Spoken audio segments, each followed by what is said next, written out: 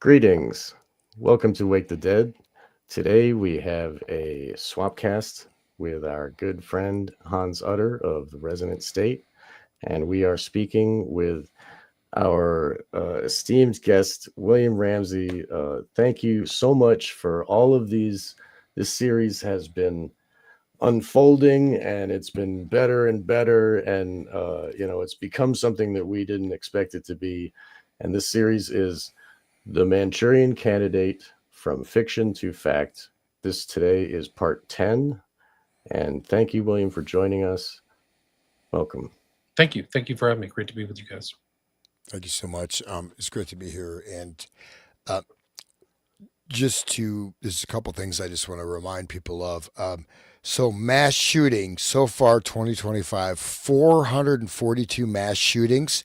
I'll just go through just the last few days. Jacksonville, Florida, 11/16/25. Las Cruces, New Mexico, 11/15/25. Newark, New Jersey, 11/15/25. Southgate, California, 11/15/25. Carbondale, Kansas, 11/15/25.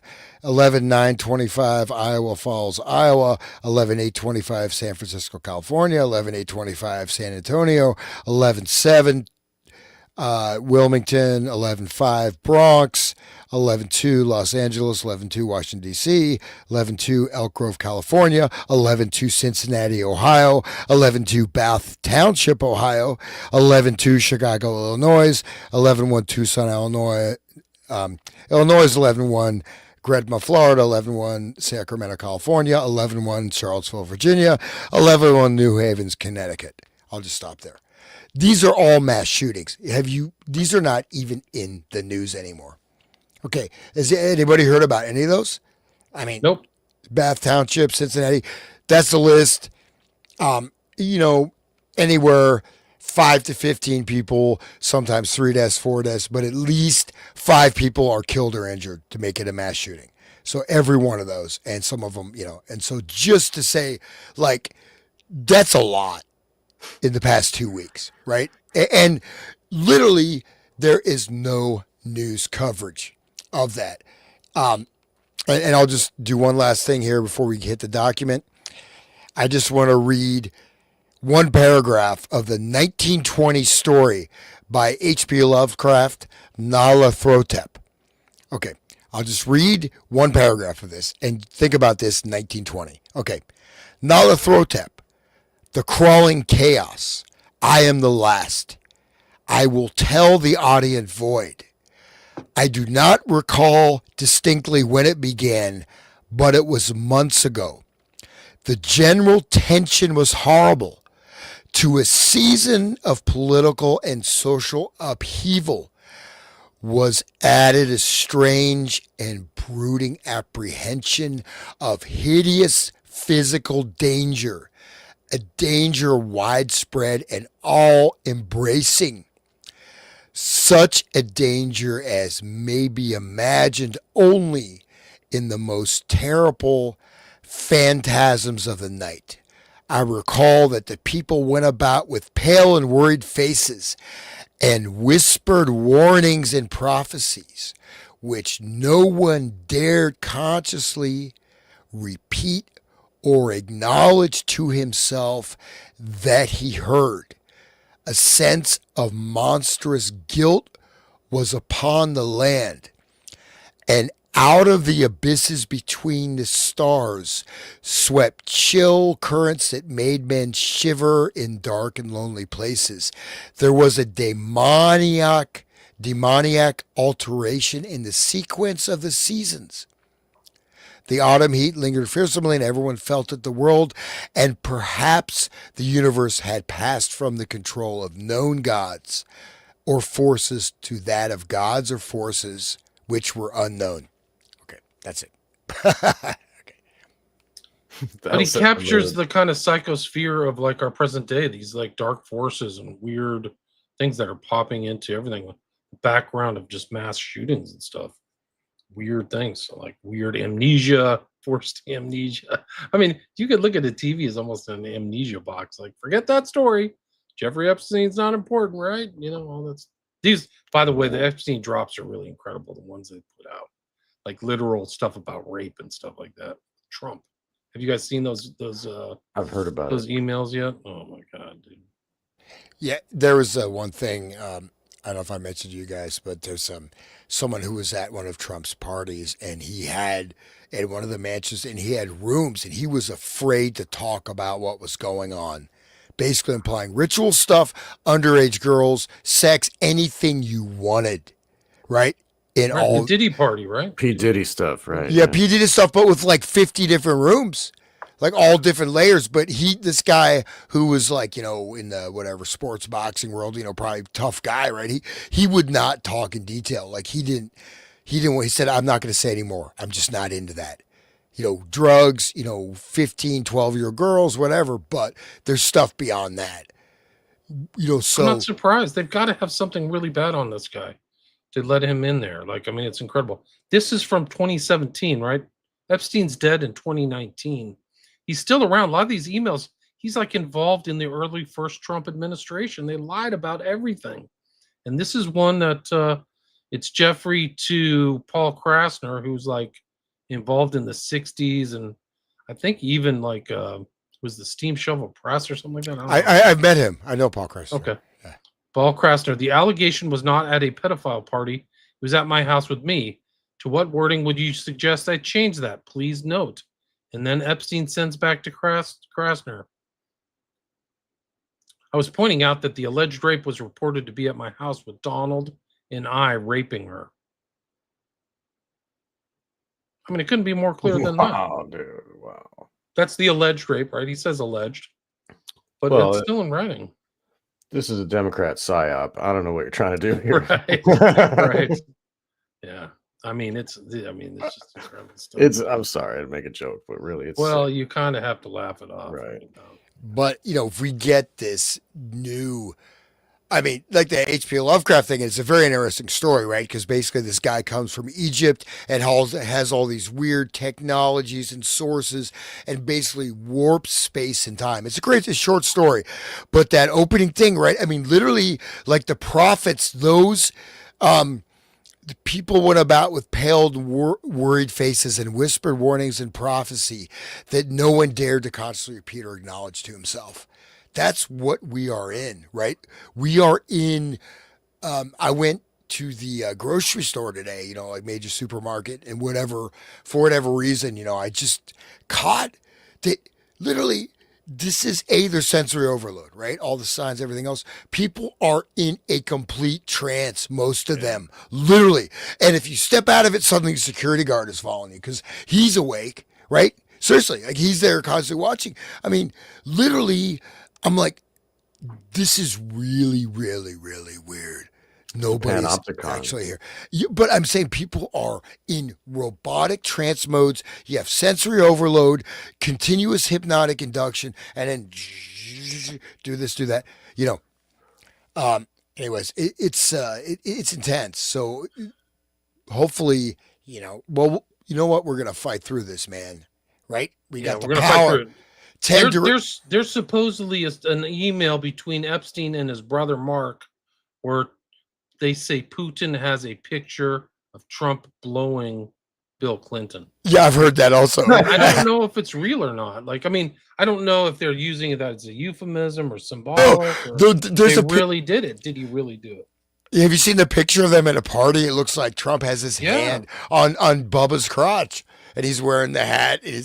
So, man. Pictures of him together with Bubba and a girl and all this stuff. So we know they're together. But like, are they really? I mean, it's so dark, man. Like, Trump is not going to get away from this. This is just the beginning. They haven't voted on all the other Epstein releases. There's incredible stuff in there, guys, that comes up to today. There's things where Epstein is like, there are hearings in Congress where he's texting one of the congresspersons and telling her what to say because he knows who the people are. Like, he's literally manipulating a congressional hearing. Epstein is. I mean, it's probably during the Trump administration. Right. I mean, it's probably always been that, but you literally can see this woman from the Caribbean where Epstein is, like, texting Epstein in real time and getting information and asking questions. It's off Is the charts. was that the case that was dropped? There was I this can't remember. one dogged lady going after in Florida, and she got like fired or something. I forget how that went down, but There's a lot. I mean, there's a lot of stuff. There's literally confirmations from the 2005 things that Epstein had a full-on micro penis. Like the dude, like they literally had a testimony of this girl, and she's like literally like, yeah, we were egg-shaped. together. No, it didn't say egg shapes. He said he had a micro dick. He had Yeah, a teeny tiny. Where is this stuff? Like that's confirmed. yeah.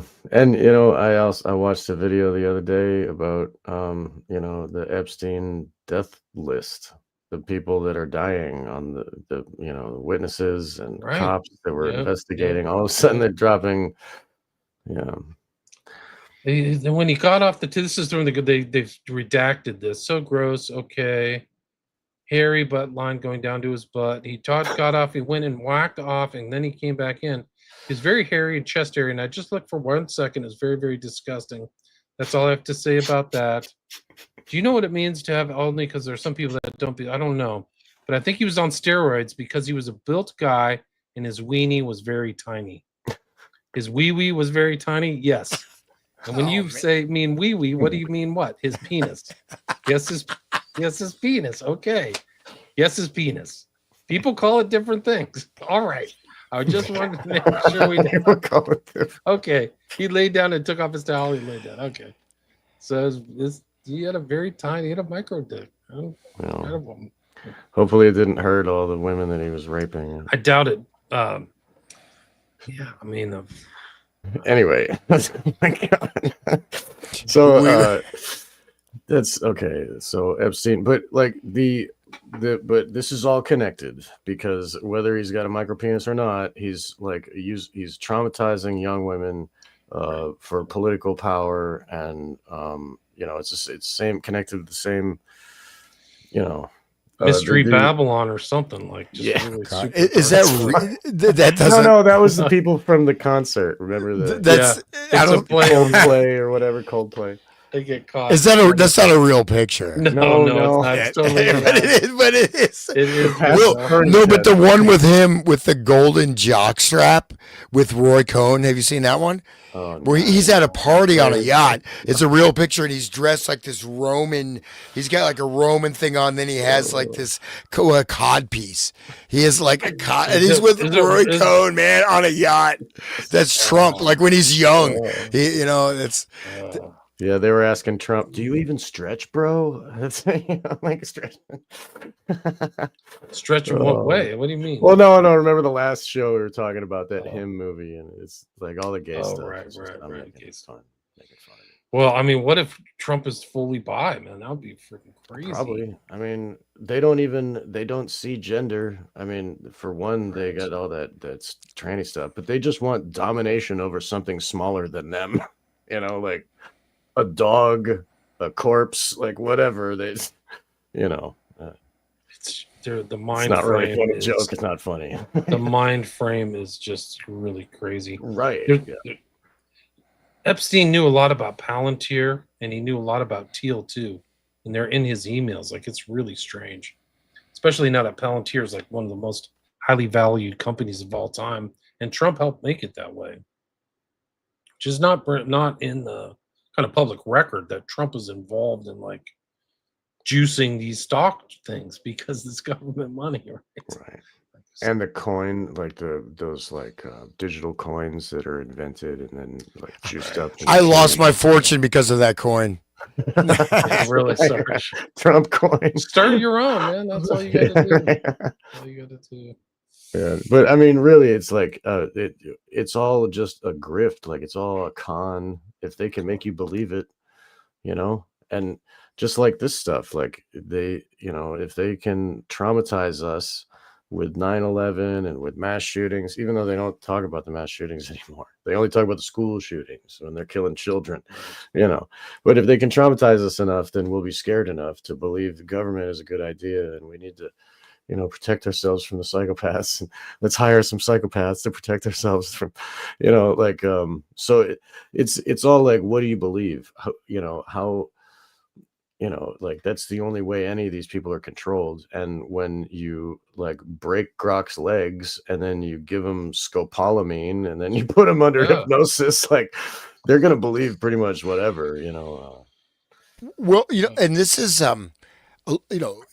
as you unwind these things, like I said, I was in the grocery store today, whatever reason, supermarket, but just noticing total sensory overload, right?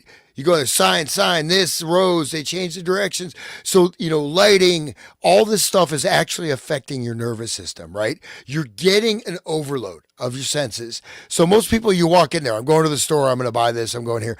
But of course you can't find it. They moved all the stuff. Where's this? Oh, I was actually asking random people, hey, baby, where's the yogurt? And I didn't say baby, but I only got 2 slaps. But like, 6 feet, where's your mask? But I'm saying that like we are in a sensory, just on a basic nervous system operational level, right? We are getting sensory overload. We're getting information overload, right? But at the same time, that's why the Nyarlathotep, that story of Lovecraft came in my mind, because it's a 2-page story, man, but it's so deep, right? A lot of his stuff, it's almost like, okay, not, from his dreams, but, okay, if you don't mind, I'm just going to read this one other paragraph from that. Yeah, go ahead. Okay. But just think about this as we are in the United States. So, okay. I remember when Nyarlathotep came to my city, the great old terrible city of unnumbered crimes.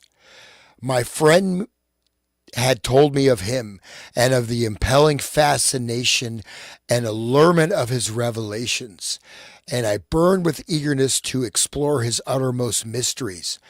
My friends said they were horrible and impressive beyond my most fevered imaginings, that what was thrown on a screen in the darkened room prophesied things none but Nyarlathotep dared prophesy. And in the sputter of his sparks, there was taken from men that which had never been taken before, yet which showed only in the eyes.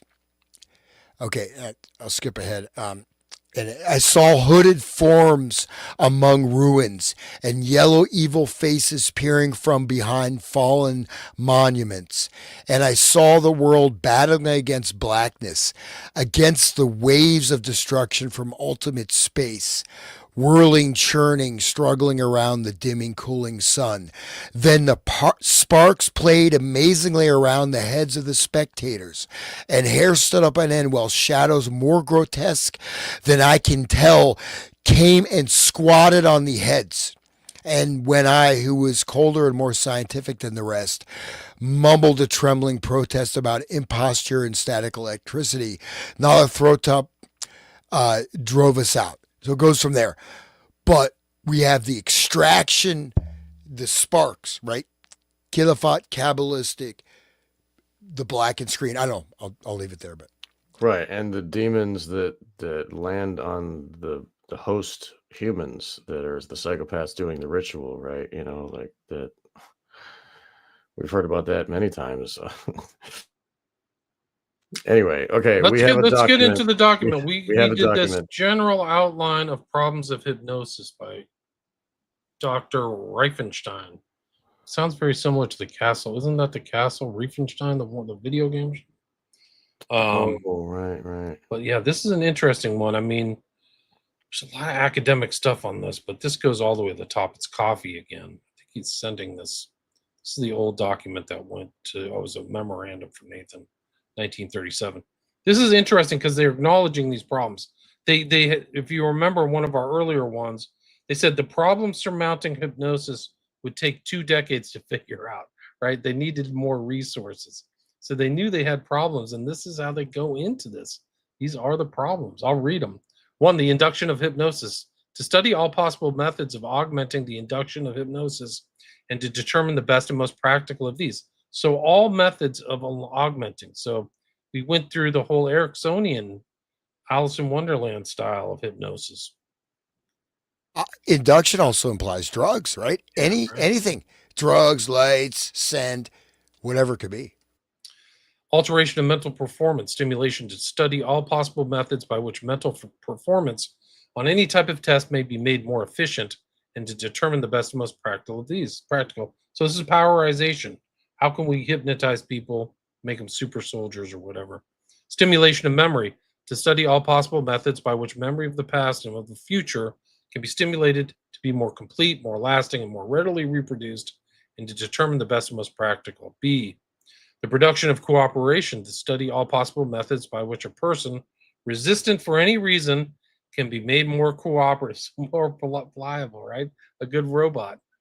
Determine the best and most things. Inhibition to study all possible methods which mental performance on any type of test may be made less efficient, and then to determine the best and most practical of these. Production of resistance, how to be resistant, special problem, to study all.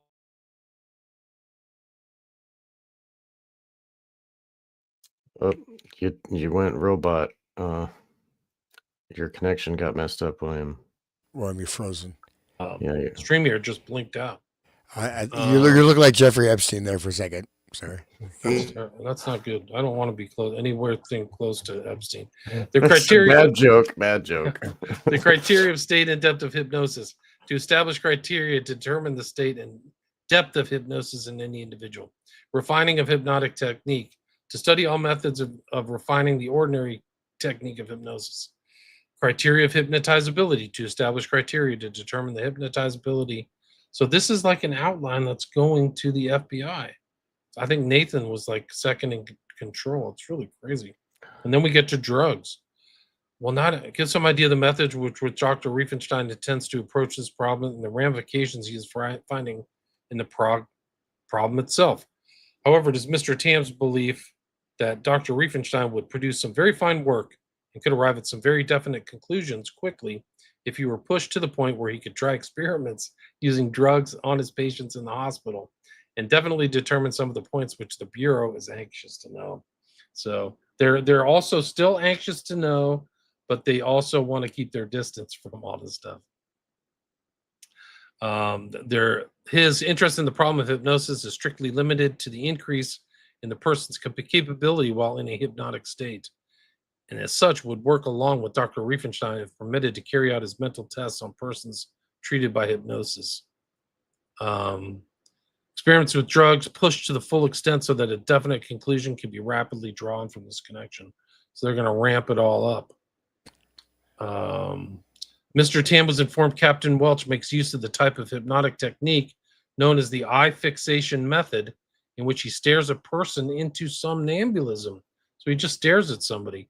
This, of course, is not always a successful method due to the fact that the person doing the hypnosis is injecting his own personality into the experiment, and in such a case may irritate the person who is being hypnotized. Dr. Esterbrook had a couple of subjects whom he conditioned into a state of hypnosis at the CCP or CCC camp, so conditioned that when Dr. Esterbrook lit a cigarette, the two subjects dropped into a very deep state of somnambulism, during which time they were neither conscious of the fact that they had been hypnotized, nor upon awakening were not conscious that they had been asleep. Incredible. All he had to do was light a cigarette. So they had been conditioned to that fact. So they can do that. It's crazy. And depending on the hypnotizability or whatever the word was, somebody can be put in that state in moments if they, if they've been conditioned already through hypnosis, right? So they can pop back into that state if they're the right subject. Right. And you'll see this. I mean, that's what's really scary is like Hans is talking about all these shooters and stuff. Like, how many of these people were conditioned or preconditioned? We don't know. But if they're the right subject. Ultimately, that's what the Black Awakening is. They're preconditioned to do whatever they were programmed to do. That whole thread that we were talking about before with Russ Dizdar. That it's preconditioned hypnosis, triggers and all that stuff. But what we see in this document that's really fascinating is the Civilian Conservation Corps. They talk about Captain S.J. Welch, who is in charge of this Civilian Conservation Corps camp and is also an amateur hypnotist. So they're experimenting on these people, right? Yeah. And just to real quick, I mean, go through some of these things. Augmenting induction and what is the best? Okay, so augment it. They know how to induce it. They want to augment it. They want to supercharge it. They want to have a program. You light a cigarette, you hear a single tone, hypnotized, right? So they want to make it more powerful. Alteration of mental performance. So okay, you make a super soldier, you also make a super retard, right? They want to also be able to diminish mental performance, right? Inhibition of mental performance, and then simulation of memory. Okay, but then the production of cooperation, resistant for any means. So this, there's no, when they say drugs to the full extent, it means you're up to the death of the test subject. I mean, it's not like this is like, the Teletubbies. These guys are pretty hardcore. Really hardcore. Like they were talking about it. We talked about that or read through that in our one of our last shows. Like they literally overdosed these people. Crazy Right. stuff. Which was Unbelievable. previously thought fatal. Right. That was the words. Yeah. Several experiments using post-hypnotic suggestion in which the person was placed into a hypnotic state. Then certain suggestions were made. The person brought out of the hypnotic state and they would follow the suggestions as they had been outlined while the person was asleep. So post-hypnotic suggestion. They're doing this right now, 1937. So tying that back to Manchurian Candidate, that's what the Queen of Diamonds was. He was playing the cards, and then the guy says, "Go jump in the water," and the guy's like, "Oh," he follows the instructions because he's triggered by the so The that right symbol, there is a perfect example in that movie in the book. So Exactly. Dr. Shankweiler gave a demonstration for Mr. Tam using 3 college students as hypnotic subjects. Dr. Shankweiler demonstrated the technique he uses, which is exactly the same technique as that used by Dr. Estabrooks. However, the students upon which Dr. Shankweiler demonstrated, students of which he claimed to have previously placed in a hypnotic state, were not placed in a hypnotic state during the demonstration conducted for Mr. Tam. One of the 3 subjects was placed in a semi-state of somnambulism, but this was not such a state that he could not remember what was going on or what questions were asked of him. Dr. Shankweiler impressed Mr. Tam as being extremely capable sort of fellow with a definite interest in the research work in which Dr. Estabrooks is conducting in the field of hypnosis. Dr. Estabrooks demonstrated various hypnotic experiments conducted on persons he had previously hypnotized and it had acclimated to such a condition that they would go to sleep upon the lighting of a cigarette. He also showed Mr. Tam using 10 college students how he would go about picking subjects for hypnotic research from a group such as that. It is noted for record purposes that in this type of research, use is made of the so-called waking suggestions, the suggestions given to the subjects that they close their eyes, then upon the giving of several suggestions, it is shown they cannot open their eyes. In the group of 10 with which Dr. Estabrooks was working, he successfully had 3 of them who could not open their eyes when he said that they could not. He also made use of the stiffening of the arm. You'll see this in other hypnotists. The stiffening of the arm and the stiffening of the body, suggesting to the person that they could not relax. And this was also true in the 3 cases in which the eye closing technique was used. Mr. Tam also observed Dr. Estabrooks in a test at the Young Men YMCA in Utica, New York, in which Dr. Estabrooks make use of a galvanometer under the explanation or guise that he is experimenting with the curve of relaxation as shown on the galvanometer. So he's under the guise. Dr. Estabrooks has found at least one good hypnotic subject, a boy of 15 years of age, who he successfully hypnotizes and puts through several tests without the boy realizing the fact that he is in a hypnotic state. This is also true of the YMCA authorities, who do not know that Dr. Estabrooks is practicing hypnosis under their noses, but think he is studying psychological reflexes as shown as on the galvanometer. Now apply that to Scientology, right? Their little e-meter thing is the same thing. Good point. They think that they're studying psychological reflexes when in fact they're trying to find if this person's hypnotic, like they can hypnotize this person. But also, I mean, what you see here is absolute I mean, many different instances, right, where they're creating a guise, right? Doctor is there, so the patient becomes relaxed, right? They're literally using cover subterfuge, right? Right. Even at CCC, the psychopathic hospital, they're you're going for a checkup, right? They're inserting people. I'm going to see the doctor because I have a broken leg, but he's going to experiment hypnosis on you, right? So, and it's done. They said the authorities did not know. So this is quite, and again, 1937, man, one gesture and you're in a hypnotic trance. And just to jump ahead real quick, you have the important experiments like, group conformity, right? The Right. Ash Ashler experiment. experiment, Ash, yeah. and then you also have, various other things of these. Milgram. Milgram. So when you generate what they found with these experiments, that if you get a certain number of the crowd agreeing with something, right, people will go against their better judgment. So if you look at the number that are hypnotic subjects, in a sense, they can also, by induction, crowd, group dynamics, put that hypnotic trance out. The possibilities are endless. These are mad scientists, man. But you're right. Imagine if you could get hypnotic subjects to just say whatever you want, and then you have a Ash experiment operating in real time, and everybody thinks this guy is like totally up and up, but he's in a hypnotic state saying the moon is made of cheese or what, I don't know, something more credible.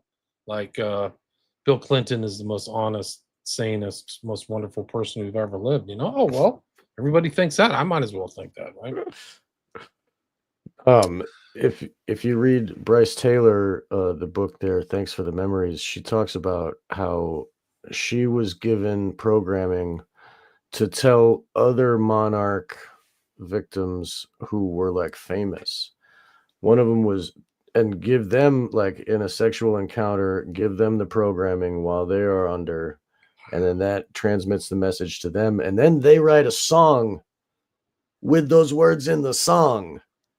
And it's Neil Diamond, Barbara Streisand were two of them. Like she had an ongoing relationship with Barbara Streisand, like, and Neil Diamond, the guy's name is Diamond. Like, anyway, so like they would, and then that song would be played on the radio for all the program multiples that are listening on the radio, and it triggers all them like all the time. And it's like, like they play the oldies all the time. It's the same song because it's the programming.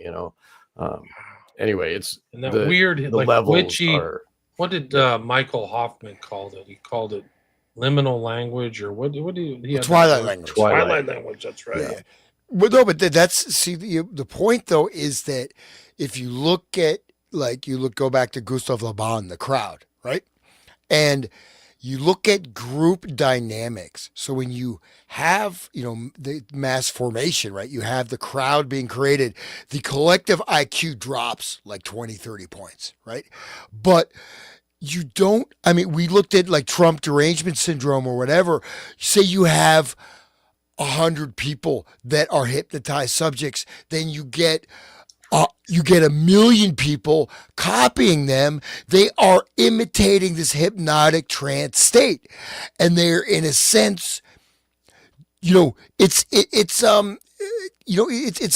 a collective, it's a basic human mechanism, right? You're part of the tribe. You want to blend in with the tribe so you don't get thrown out in the wilderness. It's goes down you're looking at basal brain operation. Right. So even people that are resistant to hypnosis, the trance can be perpetrated. We're extrapolating from this data, but I think that's, does that make sense, right? If you look at that, yes. you get 10 people like a song, right? You have direct monarch implanted people, but that's also affecting a huge base array. Right, normal people too, right? Yes, and then the normal people, especially like, Trump derangement syndrome as an example, this looks normal if you're in a certain viewpoint and you're going to imitate the behavior. Yes. Right. Yeah. Look at the George Floyd thing and all these big cities all popping up everywhere. They're all rioting and, burning down their own stores and their own neighborhoods. It's like, what are they doing? But they see it on TV and they're like, yeah, they go out there. It's incredible. What if all this, like they had talked about mass formation or whatever, what with Matthias Desmet or whatever? Like, Right. what if this formation is created through hypnosis or some kind of hypnotizing thing? Because you talk to these people and they're like, Trump is a criminal. What crime has he done? I don't know. Like sometimes they don't even have a rational thing. Like he was convicted of supposedly raping that strange girl who was friends with Hunter S. Thompson like 40 or 50 years ago. But that's just kind of That's a rabbit hole. Yeah, I mean, it's no, but I mean, I think you guys are right. There's something strange going on. But Completely. I mean, you got to think that these guys are thinking these things in 37 or 35. Like how far Right. up? And I mean, who was I listening to recently? There's like a behavioral scientist who's like Spiegelman or something like that, who all these politicians like, and I think that he is taking these kind of techniques and they're politicizing. They're operational. They're currently operational. Right. So like we don't see it because like this is something we see that was classified from. These are all stamped documents, classification documents. So imagine what they're doing today or what they did in 9/11 or COVID and all this stuff. Yeah. And that's why you see all those guys creating a mass formation, safe and effective. You know, people all got that email, 1,000 people. These are our talking points. Right. Just go on there, say safe and effective over and over again. You're with us or you're with the You're terror. going to kill grandma. You know, and I saw this this quote here about Michael Fine, an Ohio divorce attorney. Turns out Ohio is the epicenter of the universe because I have the most popular podcast. I'm up to I hit triple digits on YouTube. Yeah. I hit triple digits. Didn't take long. I've earned $5.25. Yeah. But you can get a half a cup of coffee. Yeah, almost. Not even that, dude. A third of a pack of cigarettes. Food inflation is crazy, but very important vector. So this guy mentioned this Ohio attorney, right? How much of the yoga, mindfulness, self-help, this and that is actually types of hypnotic induction, which is separate, right? You go, oh, mindfulness training, mindfulness meditation. Well, you're doing, and you're being put into a friggin' hypnotic trance. Yeah. How much of this stuff, I mean, okay, this is embarrassing. I'll admit it here now on air. I did the Tony Robbins personal power course. About 20 years ago, and he has this thing every morning. You're supposed to do the power walk, and so you touch, so you walk. Okay, and so he said this free thing, but you're supposed to walk and you touch each one of your finger points, left, right. You go every day and every way. I'm feeling better and better. Yes, every day and every way. I'm feeling more and more successful. Yes, and whatever. And you have him in your head. Say it out loud. Say it louder. People look at you like they think they're crazy. You say, no, I'm successful, and you're doing this like robot walk, listening to Tony Robbins with how he talks. All right, you could feel it, yeah. And what is that? I want to say, what the F is that? How much of this self-help stuff is hypnotic induction, just like he's doing? Oh, I'm testing the galvanometer. Scientology, how much of this is completely hidden hypnotic induction techniques? Right. And don't they say, don't you want a personality test? Oh, come on in. We're going to help your psychology here. Come on in and take a free test, right? They're just sifting through personalities. That's like one of the elements of Scientology. It has to be seen that, and have this two-faced deception goes back to Esterbrooks. I'll repeat the same question. This is also true of the YMCA authorities, who do not know that Dr. Esterbrooks is practicing hypnosis under their noses, but think he's studying psychological reflexes as shown on the galvanometer. So, like, guys, you got to be careful out there. Who has been taught hypnotic technique by Esterbrooks is at the present time experimenting with him in his work. Has been as successful in one case in which a boy has built up a defense mechanism to protect him from working, in which the boy states he loses use of his vocal cords. Dr. Newton has successfully cured this boy of this defense mechanism by a hypnotic suggestion that has worked very well in this particular case. In connection with this research as being done by Dr. Esterbrooks, it's noted that Mr. Tam, this is the head of the special division at the FBI, Tam is, he will carry on intense research if he is kept on the track on which the Bureau is interested. However, Mr. Tam observed that Dr. Esterbrooks is extremely lazy, Consequently, it is rather difficult to keep him working on the subject.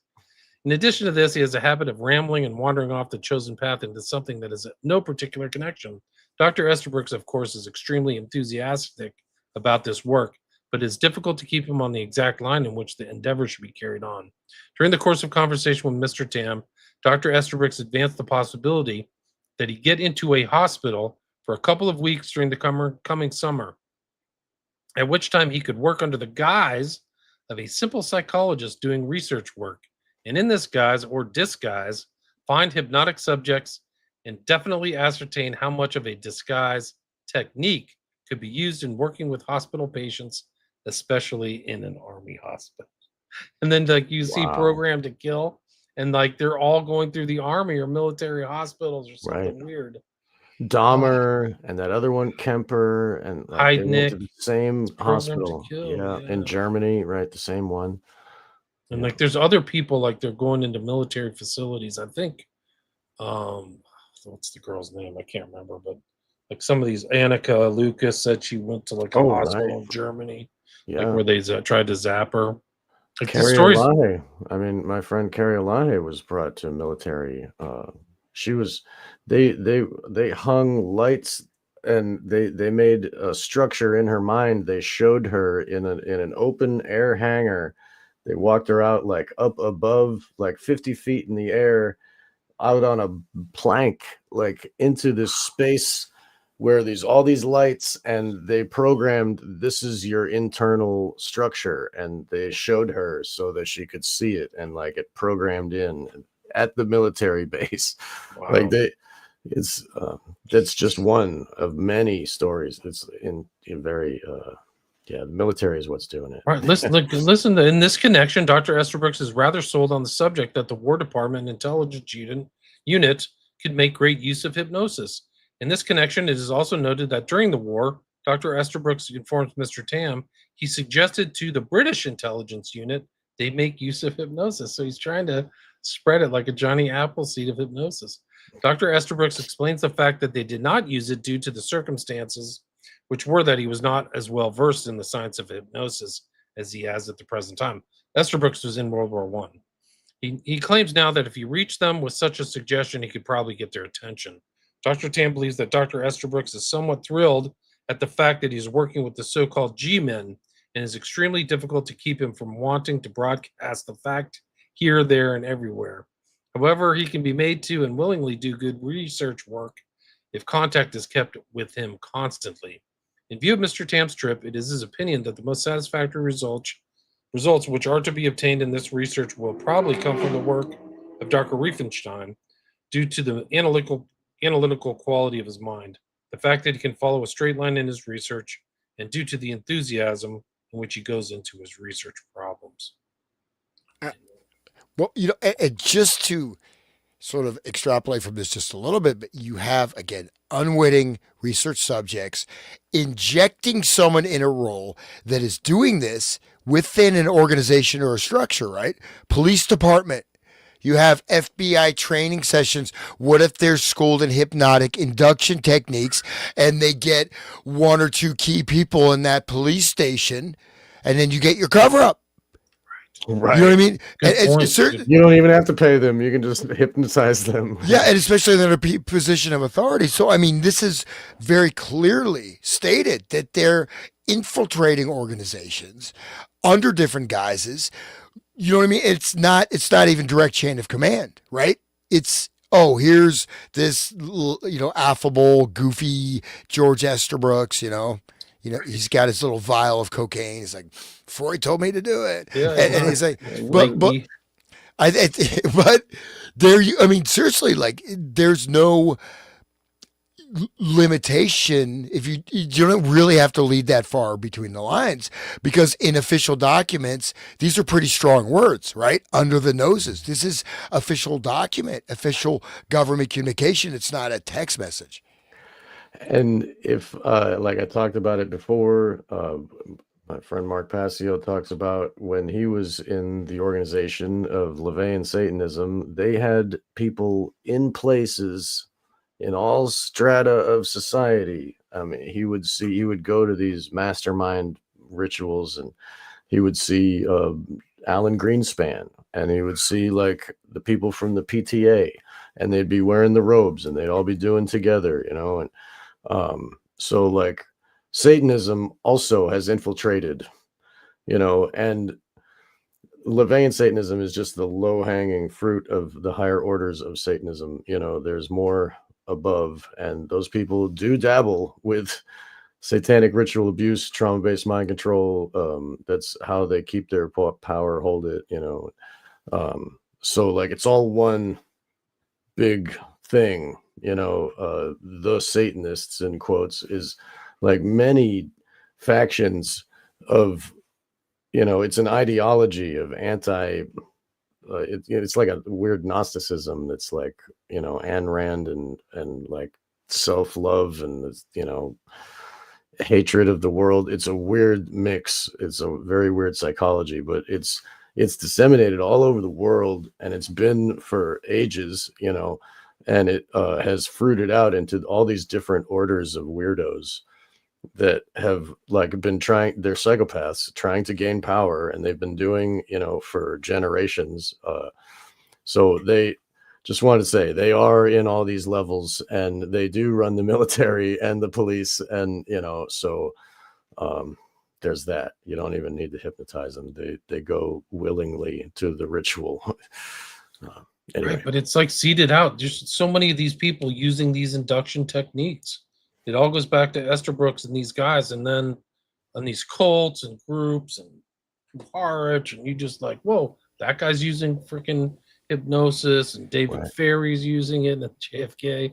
Harley Garrison's using Pasternak, hypnosis. probably. I mean, probably Pasternak. probably he's into the like drug thing. Yeah. Well- If he's into drugging and controlling people, he Yes. probably knows hypnosis. Exactly. But also, I mean, whether people believe or not, I mean, I'm not gonna go as hardcore as Dizdar, right? Dizdar is like hardcore, man. So I'm not gonna go that front. He's a hero, We man. could do a whole nother show on Disney. But He's a real hero. the thing is that the hypnotic state is abulia. Abulia means loss of will, right? Apathy, loss of will. This is one of the primary, besides like, extreme degradation or, tremendous vices, negative energies, is one of the main vectors for inserting entities for control. And possession does not mean necessarily you're like Rosemary's Baby. You have an entity attached and you can have these larger forces can control, you can have entire geographic regions with many, many people under the influence. And even influence can be very powerful, but the hypnotic, even within the SRA stuff, again, you have certain fragments of that personality that are encoded, right? And so, but this, in a sense, the hypnotism is a state of possession. You're being possessed by Esther Brooks or Tam or whoever the heck is doing the process, right? Yes. And it has infiltrated, and whether or not, if little bit of extrapolation will, hopefully not get too far afield. If you look at Zabbatean Zabbatianism, right? Zabbatai Zui, 1666, declared the Messiah, redemption through sin, going to his reincarnation. People aren't familiar with this. Zabbatai Zui was, declared the Messiah by Nathan of Gaza. I may have mentioned this before, but it's redemption through debauchery, incest, murder, ritual orgies. And you're going to bring back its very advanced Kabbalistic technique. It's inversionary. It's really using the Khilafat technique. By sinning, you're going to bring the divine realm, which became Frankism, right? Jakob Frank, funded by Rothschild, which is directly the actual Illuminati, came directly out of Sabbatianism, okay? With the expressed aims of exactly what we're looking at. So, and I do know that there's a lot of people coming out with stuff that are basically fake, especially like, oh, I was a member of the Illuminati. Whether that exists or not is not that essential, in that not only these techniques are becoming scientified, but you can look at a much wider interconnection.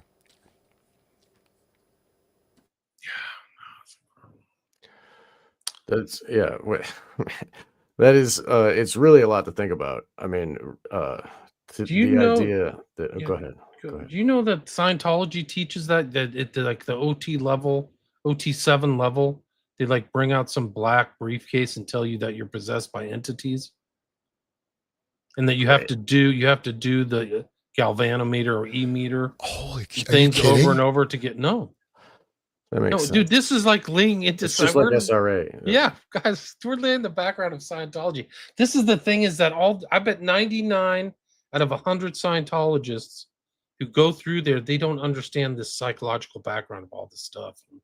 They don't know what they got into. They were under the guise, right? So literally, you're seeing that same dynamic that Estrabix is using against unwitting people at the YMCA. The same type of thing is happening to unwitting people thinking they're at a self-help group. That Scientology is a Right. self-help, self-actualization, become a star or whatever, you know. They don't Become know an that behind it actor. is this Yeah. stuff. The And there acting. and then the other thing is like you said, Sean, it becomes self-perpetuating. So it's Mhm. almost like a virus. So that the next guy who gets in, it's almost like a multi-level marketing scheme where the next guy has no idea because he's been scammed too. So, Right. and what if they're under? That's why when people talk to guys in Scientology, and weird they are is because they might have different like personalities or something. Like, I Right. don't know. It might be that dark. A lot of them, a lot of the, it's weird. Like seeing some of the Nexium right there in the Right, comments. Nexium, I was all just these saying, I was things. thinking that we were talking about that before that we hit play. NLP, Robbins, Yeah. the background, just all these And characters. they were joining the club to like better themselves, and it was self-help group and same thing. Like How many of anyway, those people like how much do you have to pay to go through all of Robin's stuff? Like I or don't think you Scientology, they take 60%, don't they? they'll take as much money as you give them. Yes. They take everything. They'll take your soul. I mean, that's what his son said. Scientology was black magic drawn over a long period of time, and it amounted to this is Nibs or L. Ron Hubbard Jr. said it amounted to the rape of the soul. And he did. And that ties all the way back. And I mentioned this before. It Look at ties Miss back into Average. the end of Manchurian Candidate, right? Where he said, "I didn't give your soul you to be raped, your soul over or whatever." Wow. That's what the Roy Cohn character says to her son. Yeah, crazy. Well, but also, I mean, L. Ron Hubbard, he did the soul crushing, right? They Cracking, had yeah. rituals, I mean, where they would, do to a female, whatever. So, I mean, and so, but I mean, this is the model, right? It's like wherever you go, right? It's like a video. I don't really play video games. In fact, I haven't played a video game since like, what Space Invaders. I'm old, right? I'm having my birthday The coming. good old But, days. yeah. But I mean, you ever look at video games, modern video games, like what are these inducing? Total mind control. So the level of this transduction, and then you try to make yourself better, and you join one of these organizations. You go to your local YMCA and take a mindfulness class. How do you know the instructor isn't? It's very easy to plant people. I mean, and that's, not to make people paranoid. Okay, maybe. I'll still be paranoid after listening to you, for sure, man. But no, I mean, it's that, and it doesn't, again, if you look at crowd dynamics, group dynamics, you get a group of people, you get 100 people, you get 10, 15 people in a football crowd that start screaming, you'll get the whole crowd to do it. I mean, there's a percentage, right, where you get that people shift into the mass mode, right? Which is a group conformity, which is in a sense hypnosis for the 4 out of 5 people, right? So if you get the 5 out of 5, you get so it seems like a pretty dynamic model, man. If you want to control the world, hell. Like, what about the wave? You know how they do that at a sports game? Like, oh, the wave's coming, everybody's standing up, and like everybody stands up for some reason. Why do they do that? Like, they have to participate. It's just because everybody's doing it. It's a perfect example. This is from my book, Children of the Beast. Former Scientologist and critic Jerry Armstrong called Hubbard a mixture of Adolf Hitler, Charlie Chaplin, and Baron Munchausen. And I've interviewed Jerry Armstrong. You can listen to him on my podcast. L. Ron Hubbard Jr., son of the founder and former insider of the church, explains the organization, quote, Scientology and all the other cults are one-dimensional, and we live in a three-dimensional world. Cults are as dangerous as drugs. They commit the highest crime, the rape of the soul. Let me see if I can find that soul cracking. I think I put it in this book. I think it's in here somewhere, where like he lays upon some woman and stares her in the face. You ever heard that whole? Have you read that story? That's Oh, like here it that, is. I have. the movie Oh, by that director got Camille yeah, the guy Donald Camel. Yeah, Camel. Yeah, that movie where the guy like stabs the girl in the bathtub and he's like making her look in the mirror. And you remember that whole thing? We talked very about it. well. I remember Yeah, very well. Yeah, right. What that's movie is that? the Eye of the Wolf or whatever. Yeah, it was like the Predator, last yeah. one that they did. And then he died in a similar way, like looking in a mirror. It was very weird. We talked He about committed suicide by filming himself or something like he was Yeah, like his whoa. own death. Yeah. Whoa. Here's the soul cracking ritual, guys. This is like really crazy. This is not if you want to sleep well tonight, you might want to mute this, but Hubbard seemed to practice this esoteric soul cracking practice. Heidi Forrester, not her real name, ex-Sea Org, made the following statement, quote, in late 1975, I was told to report to the Hubbard Communications Office. The senior officer there at the time informed me that I was to report to the Five-Field Manor and go to the 7th floor. She gave me no other information. I did this without knowing why I was going. At the manor, I was directed to the elevator and went to the 7th floor. The entire floor was elaborately furnished to the point of suffocation. An SO member appeared and showed me to a door that was partly open. I went into a very large living room with heavy curtains, pile carpet, overstuffed chairs, and clean to the point of obsession. Sitting on one of the chairs, drinking what looked like sherry, was a heavy-set older man. He had reddish-gray hair, slightly long in the back. He was wearing a white shirt, black pants, black tie, and black shoes, highly polished. He didn't say a word and slowly got up, motioned to me to follow him into the next room. I didn't know if it was Hubbard and wondered if I was to have either an auditing session or an interview. I followed him. I found myself in a lavish bedroom. This still didn't worry me, as sometimes interviews and sessions were held in bedrooms at the Hollywood Inn for staff. There was a small table set up with an e-meter, that's like an galvanometer, on it, and I thought about a session. Without a word, he suddenly began to undress me. I was repelled by him. I did not want to sleep with him, yet I felt really chilled and cold to the bone at that moment. I acutely sensed real fear and danger in the room. In an instant, I realized the calculated power coming from this person. If I resisted, I knew my punishment would be extreme. His eyes were so blank, no emotion, no interaction, nothing was there. I made the decision not to resist no matter what happened. I realized it would be a bad mistake for me to do so. He seemed to be completely divorced from reality. He was so strange that I realized if I provoked him, he could be extremely dangerous. I let him undress me without resisting.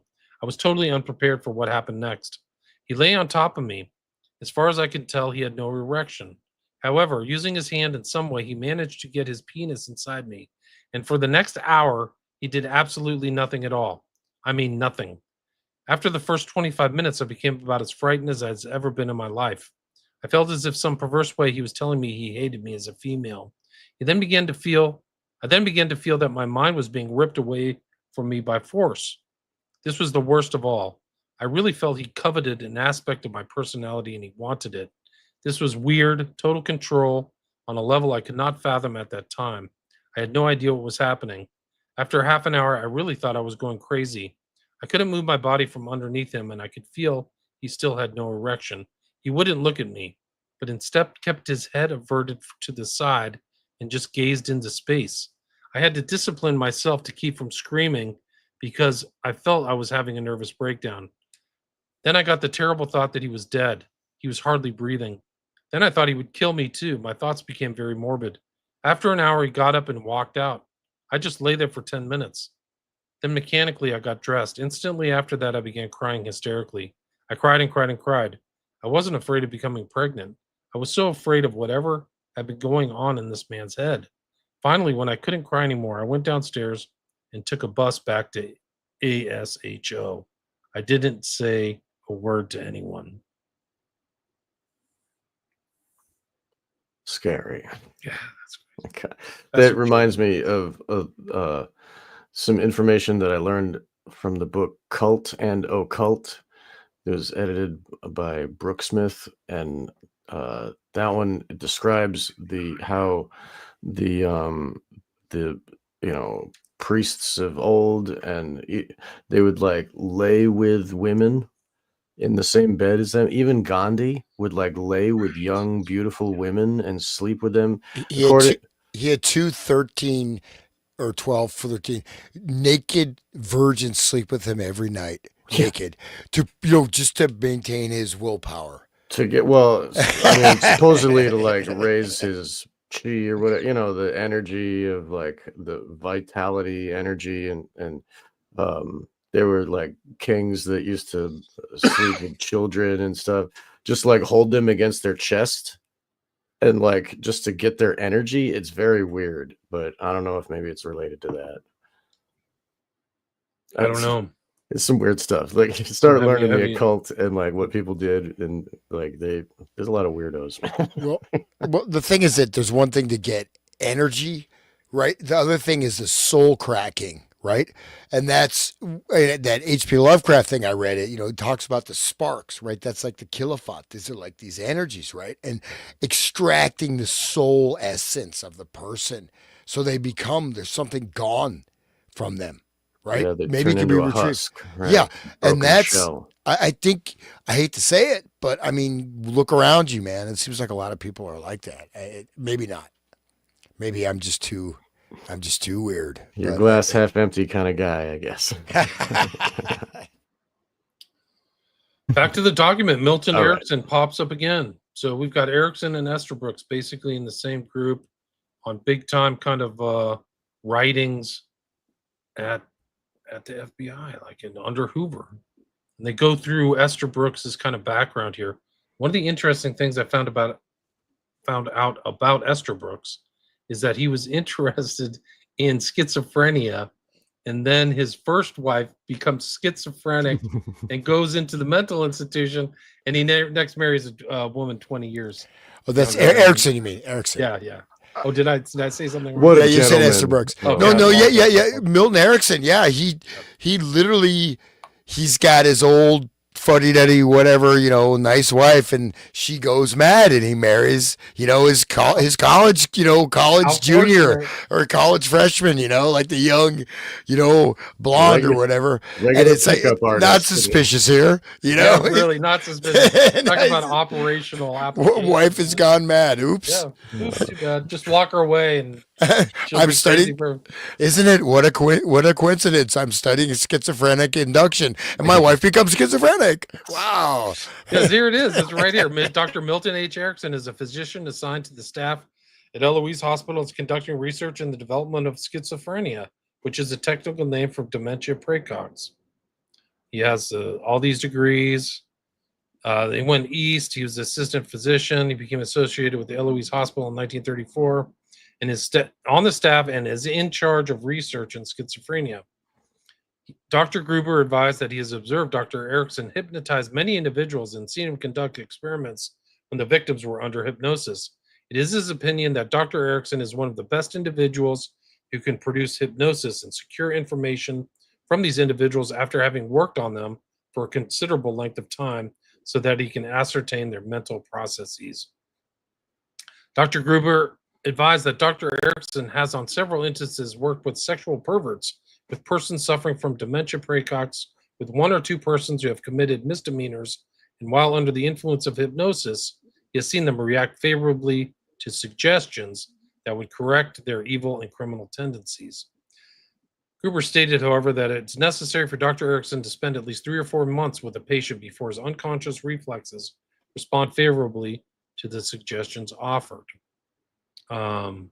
He's written many papers, and there's papers of Erickson involved in this, which kind of emulate or rhyme with some of the papers that are in the film and book, The Manchurian Candidate. Gruber stated that Dr. Erickson is about 38 years of age, and that he's married to his second wife, who is considerably younger than he is, and that his first wife, by whom he had 3 children, was adjudged insane several years ago. Those poor kids. Yeah. Jesus. The skill he used in inducing hypnosis and the scientific principles used by Dr. Erickson in securing evidences of past activities from victims under hypnosis.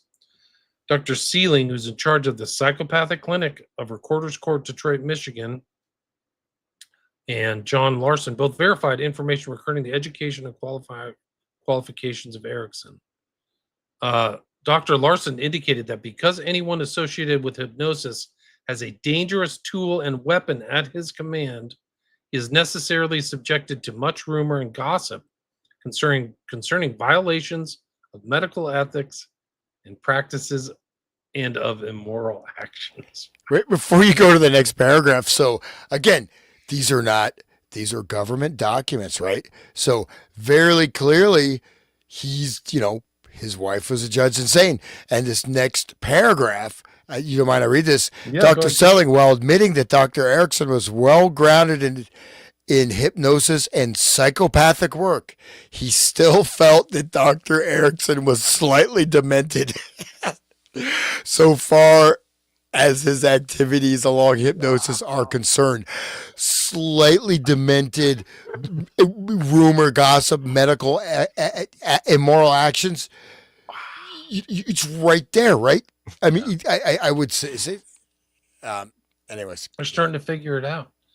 It's really crazy. I watched Frankenstein on Netflix, and it's kind of has those things. It actually overlapped a lot with Blade Runner, believe it or not, because it's about man creating a god. Or it was a good movie though, wasn't it? Yeah, I thought it was pretty good.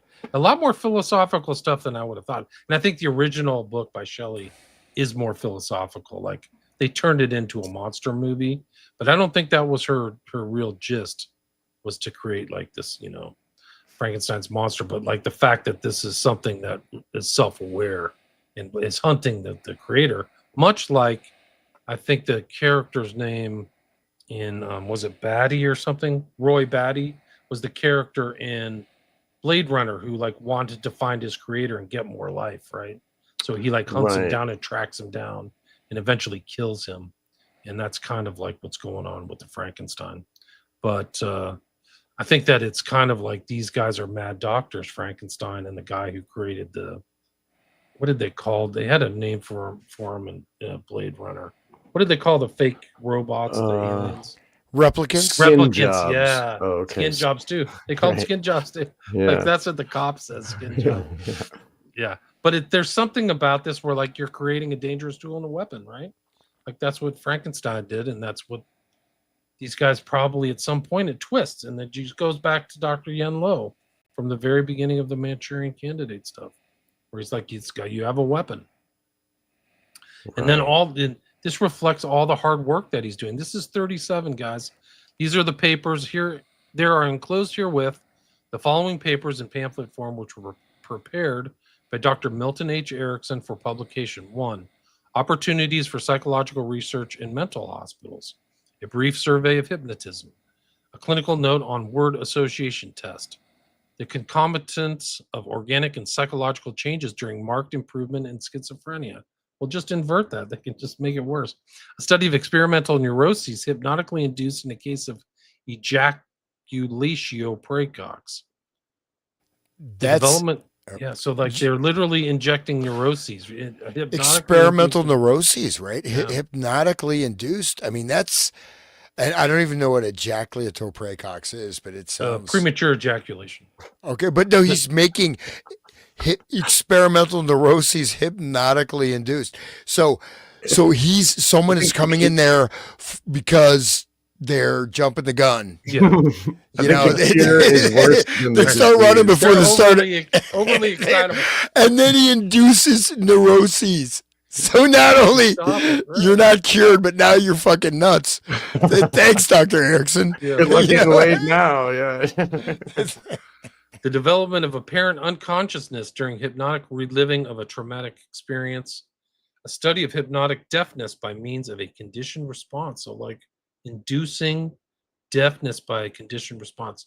J. Newman, special agent in charge. I just that last one, the development of apparent unconsciousness during hypnotic reliving of a traumatic experience. That's huge for SRA. Like they have the trauma that comes before they're 7 is in their memory, and that comes up again later at certain times. They can trigger the memory to be brought up, and then they are reliving it. and then they have even their body abreacts and it feels the pain again. So that is a huge piece of the trauma that the victims of SRA have to endure.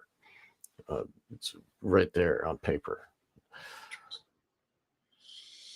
State that, in this language, right? So this paragraph, Dr. Larson indicated that because anyone associated with hypnosis, which means Dr. Erickson, right? They're obviously referring to Dr. Erickson directly, has a dangerous tool and weapon at his command. So this is not abstract. Same paragraph. This is considered writing. This is, you know what I mean? Don't think this is like a tweet or it's not Trump, doing a couple lines of coke, with Bubba in the bathroom. Right.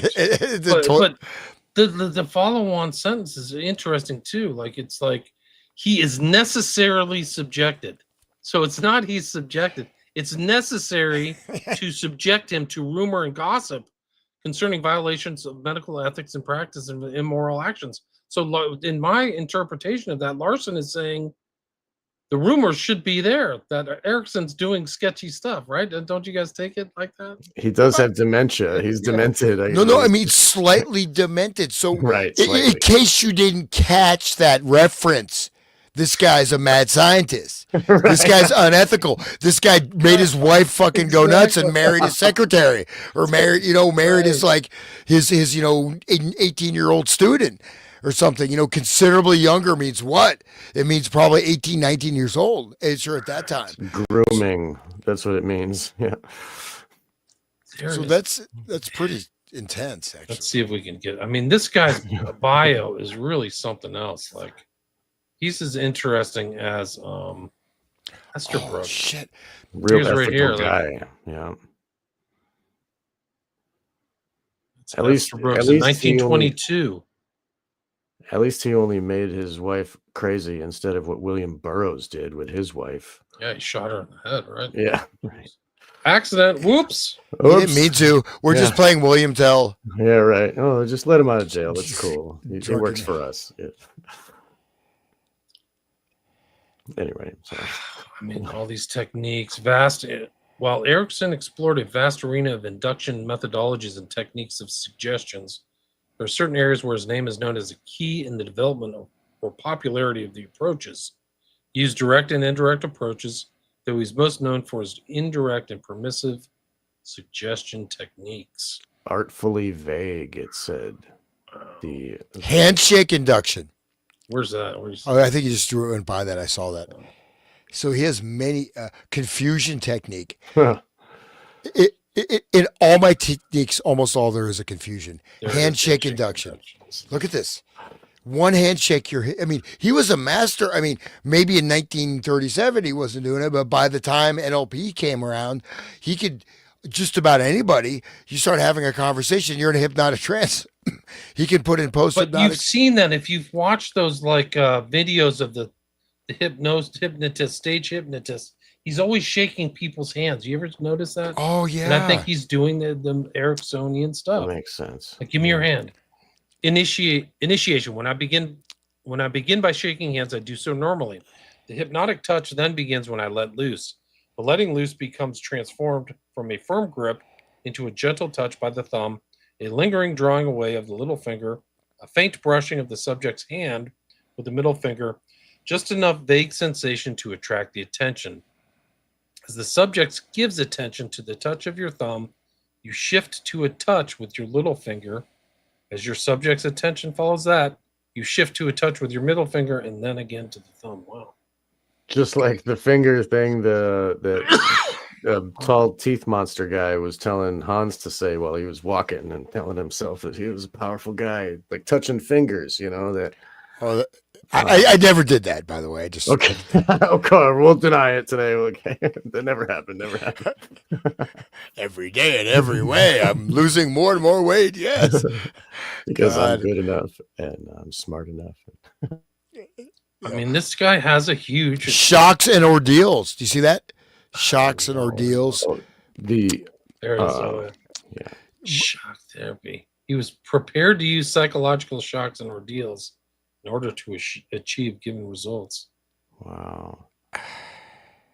Wow. That's what 9/11 was, right? I mean, that's shock. Shock, yeah, psychological shock. And so I mean that PowerPoint we went through, right? It was okay, but they really whitewashed Erickson in that. That's what I was kind of calling attention to, right? I mean, this guy is, you know, even more so than I mean Esther Brooks, whatever. Esther Brooks and Erickson was really a powerhouse of technical apparatus. So extending, like you see that the original ordeal process is different from other therapeutic techniques. Extending the dissociative effects of paradox and non sequitur, wherein confusion is used only as an entry to trance states. The technique of ordeal superimposes a distressing but achievable challenge over the therapeutic aim, such as achievement of okay, whatever. But I mean, that reminds me of that whole COVID situation we had. I mean, like, wasn't that like a shock and then an induction of trance Yeah. state and Yeah. Fear, right? whatever. I mean, they always go to the fear of death. Like, that's it. Like, you're going to die. Like 9/11, you're going to get killed by a terrorist. You better do this, right? Death is right. Bin You're either Laden's with going to us or jump you're around with that bush and terrorists. stab you. Yeah. Right. Yeah. And so COVID's Yeah, right and there. Could be on the countertop, guys. Could be Right. in that cough or touching hands. Right. You Death could is get right AIDS there. from a cereal box, right? What Fauci was saying all those years ago. Like, Dude, same he's old like same. he's more of a behavioral psychologist than he is a real medical doctor. That's what you realize. Is like, whoa, he's like one of these guys. Yeah. He's like freaking Esther Brooks under the guise of a medical doctor. Right. He's right. That's what Doing he's injections. fake. well, And look at that's this yeah. influences. So his strong influence on diverse areas of strategic therapy, family systems, brief therapy, ordeal therapy. Sorry, yeah, you covered that up. Sorry. I'm sorry, excuse me. Ordeal therapy, natter therapy, and neurolinguistic programming. Wait, these are entire psychological regimes, systems, approaches. So he's a, He's a giant. he's a He's giant. influenced this guy. Here's the guy who's like the editor in chief currently of the American Journal of Clinical Hypnosis for 20 years. Stephen Ellington. Where's this guy? Somebody has to watch out for this dude. He's in Phoenix, Arizona. Scary. Look at his picture too. I mean, I wonder if there's a better picture of Erickson. Let me see. Levitation. Creative choice. This is him when he was younger, but oh, he looks like Manly Hall from the my side. voice will go with you. I don't think I want his voice close to me. Dude. Sidney Rosen. Ugh. This is scary. Phoenix. That's occultic. Right. And my voice going with you is very occultic too. I mean, but the Phoenix, of course, Life reframing and hypnosis. life reframing, Like, sweet. I don't know. This is creeping me out, man. Whoa, look at that. Where's his first wife? In a rubber room, dude. Yeah, I mean, that's how scary. Yeah. Well, he's so famous because he could do that to his wife. Look at what he can do. Oh, great. Give him a job. You know, I mean, look at all Crowley's wives. Like, all of them went crazy. Oh, too. here he is. He's in a wheelchair. There's his young wife that he got. Oh, shoot. Whoops. There he is right there. Oh, shoot. It's all right. I had it somewhere. There she Just is. pushing him around in a wheelchair. Look at her smile, too. He's like an old geezer. He's a handshake. The handshake. I'm going to try that. Yeah, really. I don't need to do any She complex. looks like she's under a trance. Did you see that smile? That was not real. That may not even be his first wife because she looks like is that a bridal? No, not. He may See have what he this may have says. swapped out his one if he had two. I just have to go 21 years old. So man. so he's like this is another one. Still a Okay, student. 21 applied laboratory technique. 5 children. No, 23. He has his first marriage 10 years. It unfortunately does not work. They don't explain that she's in a mental institution. He will Of have course. custody. He has 3 children, but this failure will leave him with a feeling of inadequacy. Working on couples and families. Well, I'm not saying you put her in the mental Oh, he's institution. a victim. That's where he ended up. Then 34, So basically, in 33, she goes, it ends, and in 34, he's with Elizabeth Moore, age 21. But it doesn't state. It, Right. you know, they say, oh, first marriage of 10 years, which unfortunately doesn't work. Oh, because his wife went mad. He'll have custody of his 2 children, but this failure will leave him with a sense of inadequacy, and he has an innovative desire to working on couples and families. Well, you know, what they're Didn't implying work that so good for him. the FBI document is they're implying that he's studying schizophrenia, and then he gets to marry his 21-year-old student intern. God. They had, I mean, and then they had that whole feminism thing, that women's lib thing, and you know, maybe he was probably part of that, the induction of that, or the jump off. You know. 48, so he leaves for Phoenix, Arizona, looking for a dry climate. He has polio. 1957, American Society of Clinical Hypnosis. Who else? There he is. Milton Erickson becomes a source of inspiration for the group Palo Alto. Oh, I didn't know that. Bateson, Haley, Weakland, Fish, precursor of systemic. So there's Bateson. That's like Bateson. That's it. That's the whole 60s. That's the whole MK Ultra. That's direct MK Ultra. That's the schismogenesis. That's what the group research group or Bateson developed a double bind. That is these working group coming out of World War II, whatever, military, 1965. This is the core of, basically, the advanced model of what we're looking at. Look at his quote. There's nothing more delicious than sowing flower seeds and not knowing what kind of flowers they would grow. Delicious. That's probably some Twilight language. Yeah, doesn't that sound like Twilight? Yeah. This guy's a creep, man. Yeah, he's talking about something else. It's like, oh, my napkin got your pizza on it. Or, right. My map. And it's black and white on the floor or something. Right, yeah, exactly. He had amusie, an inability to recognize musical sounds and tunes. Wow, see, I have a theory of why all these people go into psychology is that they're psychologically fucked up. So that's why they're always going into becoming psychologist or whatever, because there's something different about them. This guy's colorblindness and amusie. Poor guy. Oh, poor guy. I want you to choose in your past a time when you were a very little girl, and my voice will accompany. This is creepy. My voice will accompany you, and my voice will become that of your parents, that of your neighbors, that of your friends, that of your school friends, that of your playmates. It'll become your overarching voice. I'll be God. No, it's not in this. And I want you to find yourself sitting in a classroom, you little girl who was made happy by something that happened a long time ago that you forgot a long time ago. He's making her relive the memory.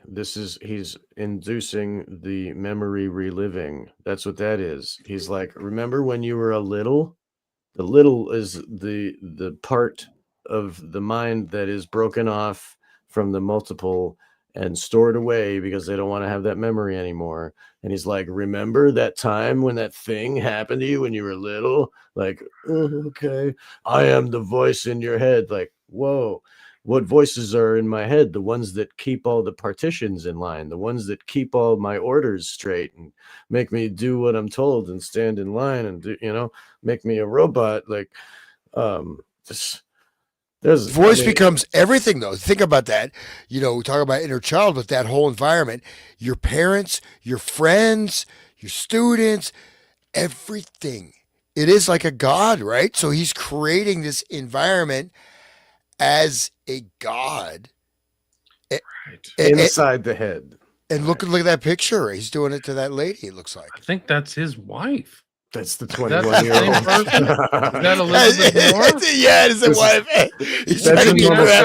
That's a Saturday night right there. Maybe that's how she became his wife. Like, she was his student. He's like doing this stuff. Right. And he had some really devious plan to replace his first wife and put her in a loony bin and then run off with the 21-year-old. I'm this pure speculation, but right. It's your opinion. Well, slightly demented, the FBI document, I think, is that that's pretty That's a huge tell, don't you think? Yeah. They Oh know yeah. who's demented too. It takes one to know one. Those guys, they're all a big club. We ain't in it.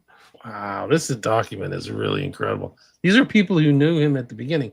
He's born in 1901, so this is 37. So he's 36, 37. He has a lot more work to do, a lot more seeds to plant, right? It's so delicious to plant a seed. And I mean, all Well, this stuff. well, you got the whole. Bateson. I mean, that's the LSD testing, right? The Veterans Hospital. This is the whole Ken Kesey, the Bateson's thing, the Palo Alto working group. Again, I cannot stress how important the double bind theory, cognitive dissonance, and the schismogenesis, right? And this is and Bateson, the schismogenesis was supposed to create initially working on society wide, right, type of war propaganda stuff. But then, especially like the Macy conference and stuff, they started working on family groups, close group systems that can be expanded outwards. So that's pretty. I did not know until I saw his document that Erickson. I knew about NLP. If you want to check out Bandler's self help tapes, man, those are those are pretty interesting, man. You ever like Bandler's straight up? You ever heard Bandler's speeches? I used to have every. It'll blow your mind. I'll try to find something that's not copyrighted. I'm afraid. I just wanted to bring up, because you just brought up LSD, Hans. Today, November 16th, is the anniversary, 1937, of the first time LSD was synthesized by Albert Hoffman. 1937, guys. Wow. Yeah. So So here's all his articles. This is already done in his mid 30s. He's already just putting out articles, much like Jolly and West, just tons of like academic articles. Hypnotic investigation of specific phobic and obsessional behavior, hypnotic regression of adult subjects as tested by intelligence tests. So they're regressing people. That's a form of regression. What we just read what I read about that little girl, right? Going back. It's like, go back to that time. Now I'm all in your thoughts. I own your entire brain. And tell me what happened. Like, it must be really creepy. Like, the kind of power the hypnotist has over these people. Right. The state must be godlike. It must be something like that. Yeah. The one of with the fractured SRA minds, they have almost all of the time, they have an internal self that is the programmer. It's a mirror reflection. It's the programmer just inside the head. Then it does the punishment inside. And so it's like it keeps a programmer doesn't want to have to give instructions constantly. They want to set it and forget it. They want to just give it in the head and have it be inside, and then it's running all the time. That's legit. Like the actual voice is in there. That's what they hear. Like, and it's Right. So there giving them becomes the inner instruction. voice, just like this Yes. commenter said. Yeah. Like, so imagine Erickson supplanting your voice or whatever for his own voice as the inner voice. Wow. What a nightmare! Oh my Yeah, god. Well, that is a nightmare. but one thing you notice one of these articles. I mean, on the same page, but it's 1934, the Journal of General Psychology. A study of hypnotically induced complexes by means of the Luria technique. That is Luria, the head, even more important actually than Pavlov, right? The Soviet psychologist, right? I have several of his books, and he also did a lot of neuroscience stuff, whatever. But this is induction, hypnotically induced complexes. And Luria worked, so he worked on physiology, neurophysiology, adrenal system. I'm not sure what the Luria hypnotic technique is, but this is, again, because there was a very big push from around mid 1920s in the Soviet Union, right, under Stalin, also for like the psychic spy stuff was going on hardcore in the Soviet Union, right, pre-World War II. And in many secret organizations and groups, as well as like Isaac Luria is like one of the, again, central, almost unknown figure in this whole thing. And so he's using this technique, right, from the USSR, Good by point. by So you Luria. see the international element of this research, right? I think in the last one we talked about, they mentioned a German study too, right? Remember that. So here they are again, memorandum, Nathan, additional lie detector tests and things. So they talk about the psychogalvanometer again. Father Summers' equipment is strictly a psychogalvanometer. It's made up of is designed by Esterline Angus of Indianapolis, Indiana. Keeler has not altered his old-style polygraph, but rather is using a psychogalvanometer, which is separate and distinct from his polygraph. But he uses the psychogalvanometer on some experimental subjects in conjunction with the polygraph. With Keeler, the psychogalvanometer is still strictly experimental, and from my conversation with him in Chicago, I gathered he has not yet mastered its difficulties. On the other hand, Summers in New York is using only the psychogalvanometer and is a strong advocate of it, and maintains that blood pressure and respiration features of the polygraph are of little or no use. So interesting, more technology. We're talking They about had Columbus, Ohio. Do you see that? Equipment used by Higley at the Ohio State University. So they're visiting Columbus, Ohio. interesting. So I feel honored. So, Columbus. What a Esther Brooks and Huber. This is another one. Communication section, 1973. In connection with the various conferences had on the general subject of hypnotism and suggestion and its possibilities as applied to criminalistic problems, I have for some time been concerned with the possibility that there is some element of danger in this work, both when applied experimentally to volunteer subjects and possibly when applied to criminal subjects. Duh. I have no tangible information on such possibility. I'm wondering if you might advise me on how dangerous such procedures might be considered, both experimentally and in actual practice. So this is experimental and operational.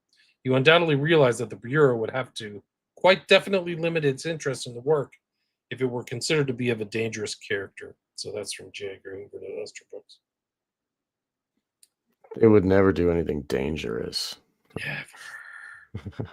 Does anybody want to read this one? This is the experiments in hypnosis and the detection of deception. I think I have this one on the list. Anybody want to read it? You're both Sean, 130 something. I'm on 123. 123. Yeah. Yeah. Last night, Mr. Quinn, do you want to do it or? I'll do it. So 123 memo for Mr. Nathan.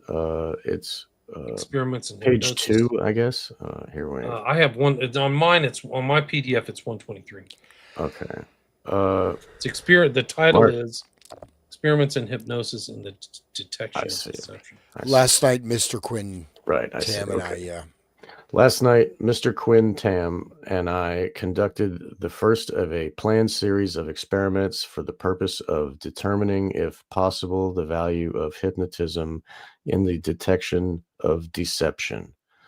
Although we have given considerable study to the technique of the application and induction of hypnotism, and Mr. Tam has spent a week on this subject with Dr. Estabrooks, we have not had previous practical experience in inducing hypnotism.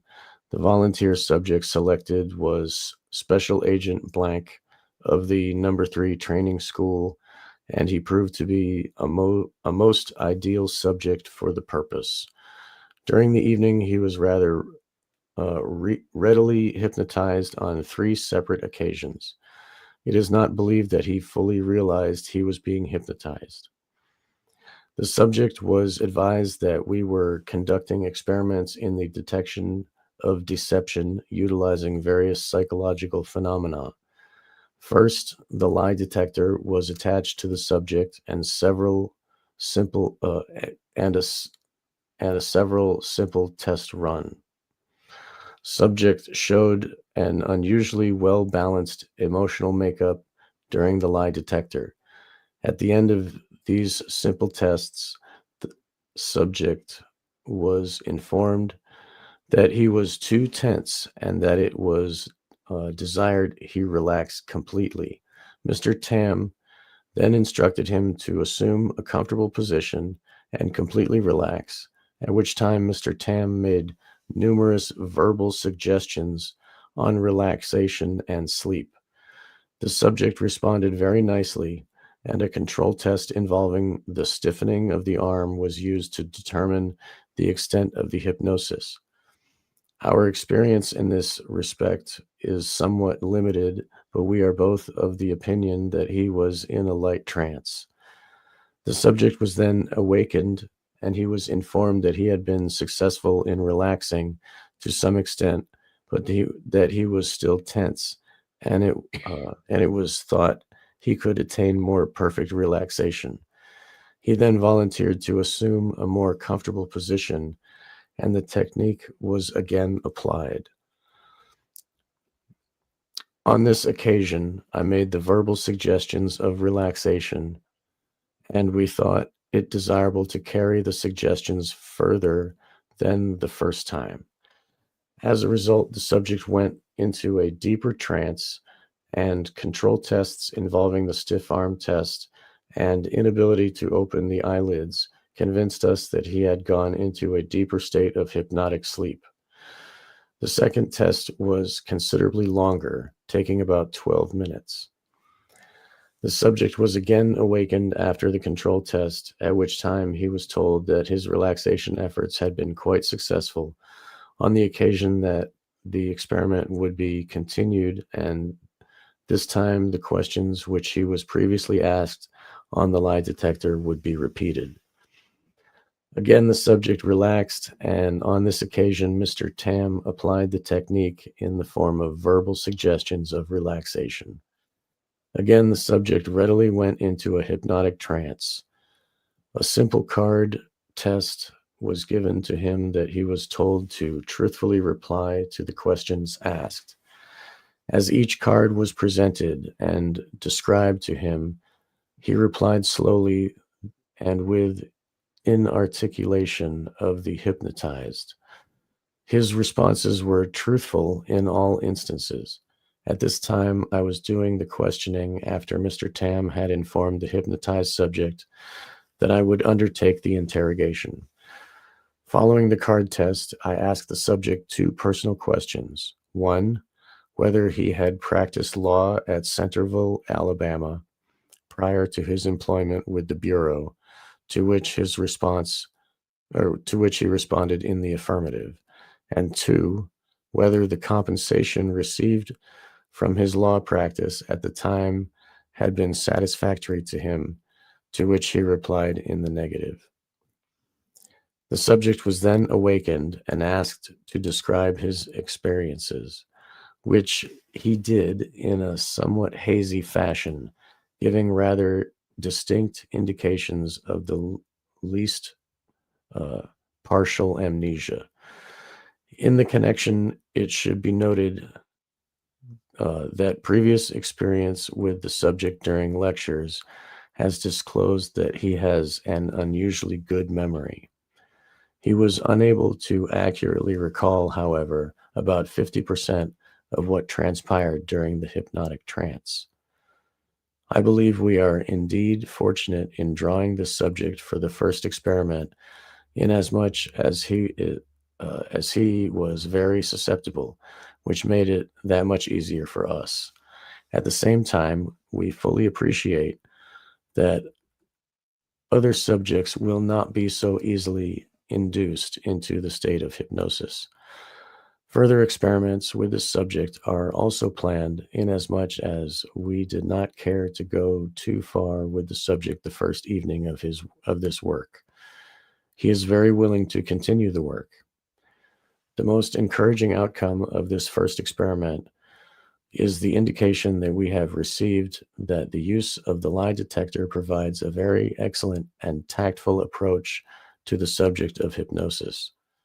We are pledging our subjects to secrecy at the present, so that there won't be undue discussion on these experiments around the Bureau, and we plan to continue them on a conservative basis.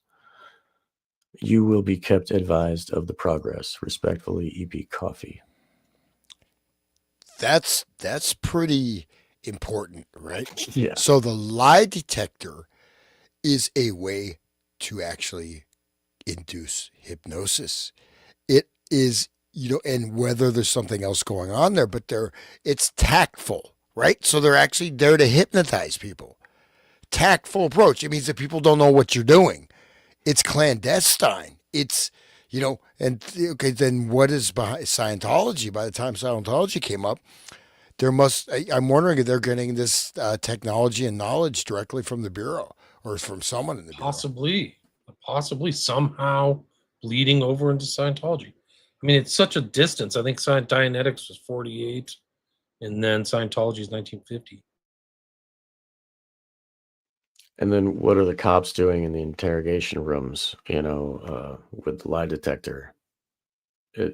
They are taught how to interrogate. They're taught what words to use, how to approach the people, and many psychological tricks. And the lie detector is one of their technological devices that helps them get what they want. Right.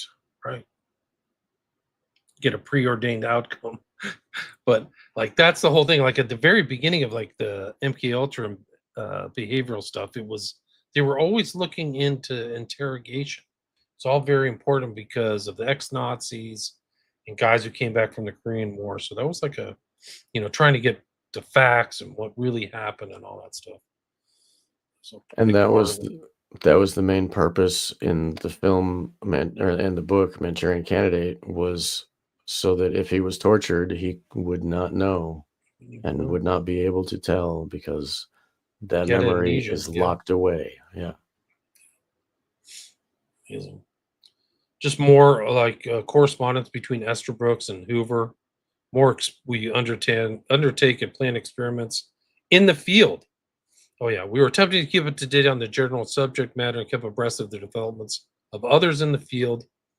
It has not yet been possible for the Bureau itself to actually undertake or plan experiments in the field, nor do we contemplate any such actual work this summer. I know we'll get to this later. A little bit later, it literally says, Mr. Tam, this is about Estabrook, that he is probably brutal, absolutely without scruples, as far as his research is concerned, and will go to any means to obtain the desired end in the research which he is interested. So they're literally saying, and he's doing things that are we go further on. So he's literally saying Erickson has no scruples. He'll do anything. He's not the happy, grandfatherly benefactor of mankind. I mean, this dude is like basically demonic, right? That's what they're saying. Okay, anyways. He's Alex DeLarge from, he's like pure, perfect psychopath. Crazy. I mean, he's probably one of those guys you realize he had a lot of power through all this knowledge and maybe applied it in weird places. It sounds like it. I mean, it's just that whole thing of like, your wife is gone, your relationship's over, and then, hey, I got a new 21-year-old wife. Same, but within 12 months, crazy. J. Edgar Hoover, Estabrook, this is another one. With reference to the possible dangers arising from the use of hypnotism, I do not think there is any doubt that bad effects may result from hypnotism if it is improperly used. On the other hand, I think that the consensus of opinion in the entire field would be that results should only be beneficial when it is employed in the hands of an expert.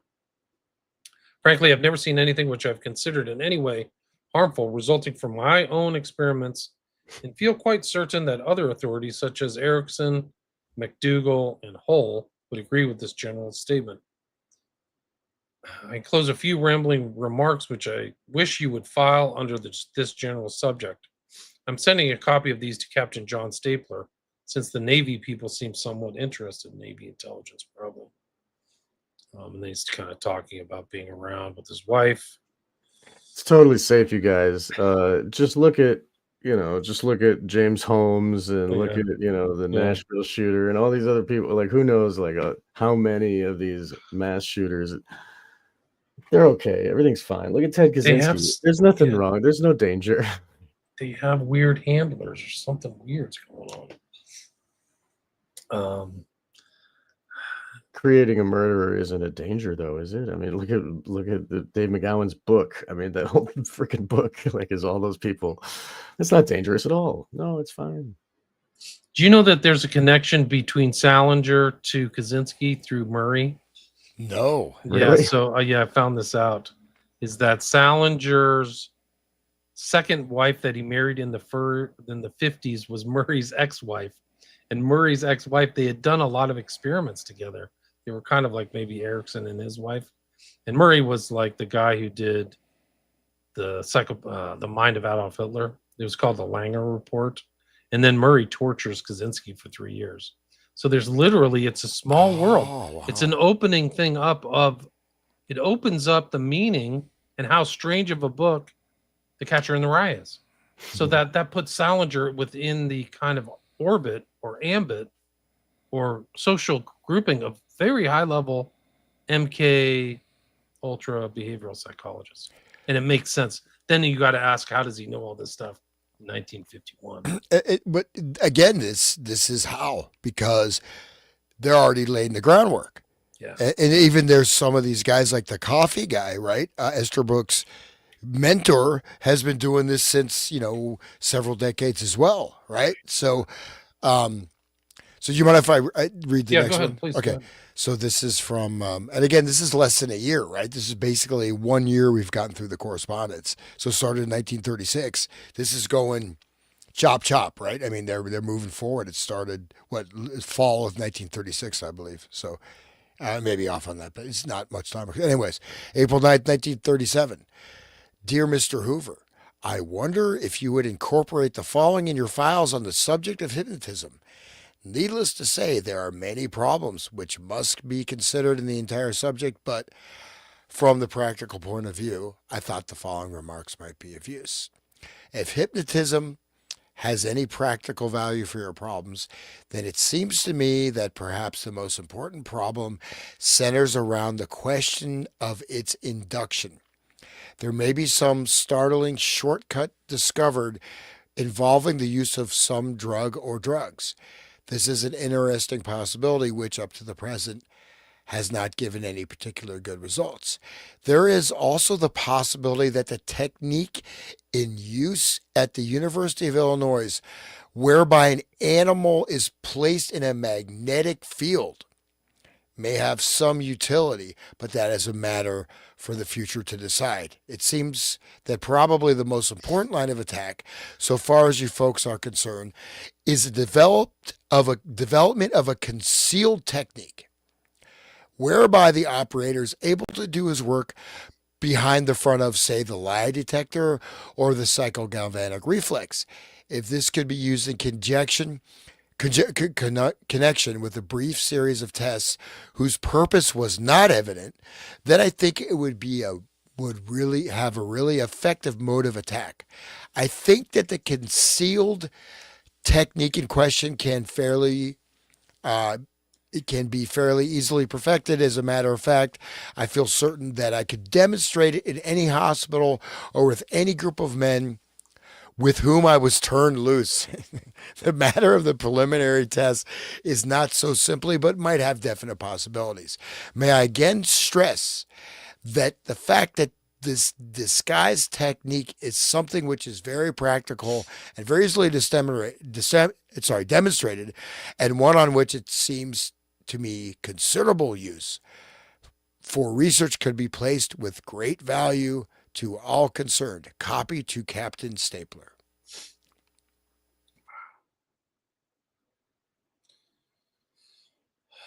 There it is. The concealed technique can be fairly easily perfected, right? So, Talking about magnetic field induction, right? Frequency, infrasound, ultrasound. So, I mean, you get into these types of frequency research, right? And some of this is probably going through the ONI, naval intelligence, et cetera. But anyways. guys, we are at the 1 hour 49-minute mark. Well, how much energy you guys have left in the tank? I don't know. It's Sunday night, and we know that you got to go, You got to go judge your fellow citizens tomorrow, William. I know that you got to go do that. What it was, the connection to Salinger was that one of Salinger's second wife, Claire Douglas, wrote a biography about Christina Morgan, who was Murray's longtime romantic partner. So his wife wrote a biography about Henry Murray's wife. That's the connection. I got to read that. Anyway, what were you saying? Say that again one more time.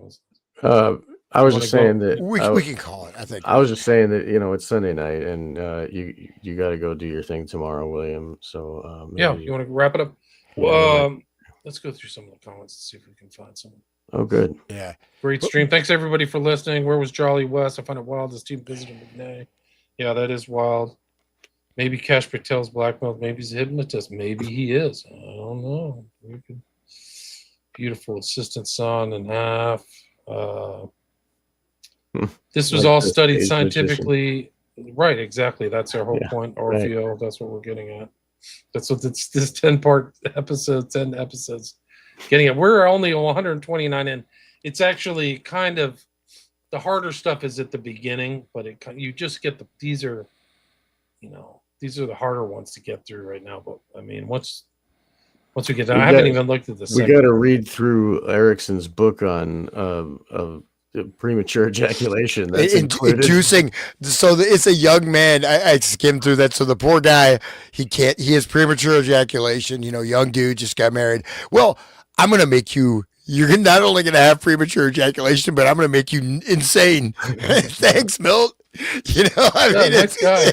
And that research is included in this report too, so that's great. So no, he was published by Cambridge University Press. There you go. Right, exactly. But I mean, it's photocopied in there. But oh yeah. Saxon says he would become the inner voice. Yeah, that's what Erickson did. That's really creepy. Like this is creepy stuff. Become your own handler. Yeah, exactly. Sounds similar to computer malware download exploit. Yes, it does. It sure does. It really does. Let's see if anybody has any questions. Stephen Weishaupt, William deserves to have so many more viewers. He does great. Thank you. That's right. What you can do to help is share the shows, guys. I don't have any ad budget or anything like that. So if you take this and share it on your social media, I would personally really appreciate it. Thank you. I think they're great shows. I think it's a great series. I think there's a lot of things to unpack and learn. Johnny, the relaxation is just their invitation to have the subject meditate, whereupon the subject's pursuit of higher consciousness is vulnerable and hijacking. To hijacking, yes. They are seizing the subject's active consciousness from the creator like a computer app. Yes. Yeah. I totally agree. That's right. Yeah, and we'll see if you go further. Erickson, he's like even at a meeting at the luncheon, he hypnotizes his wife to like keep her arms in this super uncomfortable position that most people couldn't keep for more than a few minutes, and he just makes her keep it there. Beyond a normal person could do it, and then brings her out just in front of everybody. So this guy, Father of NLP, I think he's central, and just to see his sketchy background. Where this is the FBI, man. These guys are when they're saying like this guy is like out there, man. It's a great quote. Such a great quote. What did they call him? What was the word again? Slightly demented. Yeah. Slightly demented. Yeah, but he says, I think it was like he also says it's necessary to question these people, right? Didn't he say something? Yeah. Like that? Necessarily unethical and moral. And anyone associated with hypnosis has a dangerous tool and a weapon at his command. He is necessarily subjected to much rumor and gossip concerning violations of medical ethics and practices and of immoral actions. Wow. Off the charts. I mean, why else hypnotize someone if you're not going to do immoral actions? Right. Well, I mean, they say that you're supposed to hypnotize people to lose weight, stop drinking, stop, smoking or something like that. But that's what they say. That's what they say. Castor and Austin Fitz says electromagnetic tools are used for entrainment, even in corporate gatherings. I'm not surprised. She's great. Everybody should Uncle listen Ted, to her. great stream. Thank you, everybody. Johnny Sumatra, lowering the resonant brain frequency should make the subject more vulnerable. Yeah, you should listen to a podcast called The Resonant State, guys. Yeah, check it Yeah. out. It's right Actually, there. just to, Just correct that. don't show up at Hans's house. No, that's okay. Stalker fans, please give me some more, man. I need more. Just bring My wife- money. she's like, who's that? Oh, you have any more? No, they're asking me for money, man. It's like, come on, dude. It's like you're panhandling from like, what is that? The Charlie Chaplin movie, about the Depression, the bum the guy, tramp, the tramp. Yeah, you're like panhandling from the tramp. Okay, I'll give you a roti, Indian bread. There you go. But no, I mean this stuff. If you couple this with lower resonance actually in terms of brain, right? One of the big problems is that people have the beta brain waves are really, you get all active thought, stressed, but everyone's trying to get into an alpha state, right? This kind of dream state. Actually, what's happened is the beta state should be your external awakened consciousness of your environment, immediate experience that is internalized. Your alpha state, imaginary state is protected externally. So you're experiencing an imaginary, you're not directly experiencing the world around you, and you're ramped up, these ramped up, especially like inner voices. You got Milton Erickson dropping the inner voice. So so actually what's happening, you have, but the problem is that people relax, but then when relaxing is very important, but it's used as the induction of the hypnotic state by and large. So I have friends I'm going to go to a hypnotist. I would say, no way, ever go to a clinical hypnosis. You don't know what you're getting, and be very wary of some of these self-help gurus, except me, because I don't know how to, I can't even hypnotize my dog, Right. man. Maybe that's Just listen like to a the real podcast. advertisement. It's like, I'm a self-help, but I know nothing about hypnosis. Like, that's what it's calling for. Yeah, you can trust me. Yeah. Clueless about hypnosis. But thank you guys. It's awesome, and I appreciate it. And Same here. Likewise, it Show. is Let's awesome. see, Sick Thank Twisted you. People. Those are holy now. Thanks, guys. Eric Show. Excellent show. Thanks, Derek. Orfeo, this is a mind-blowing series. Well said. Saxon, another great one. Thanks, fellas. Thank you. And thanks for everybody for listening. We had 180 live listeners. But why don't you guys advertise your shows thing again? Okay. Hans first. Go ahead.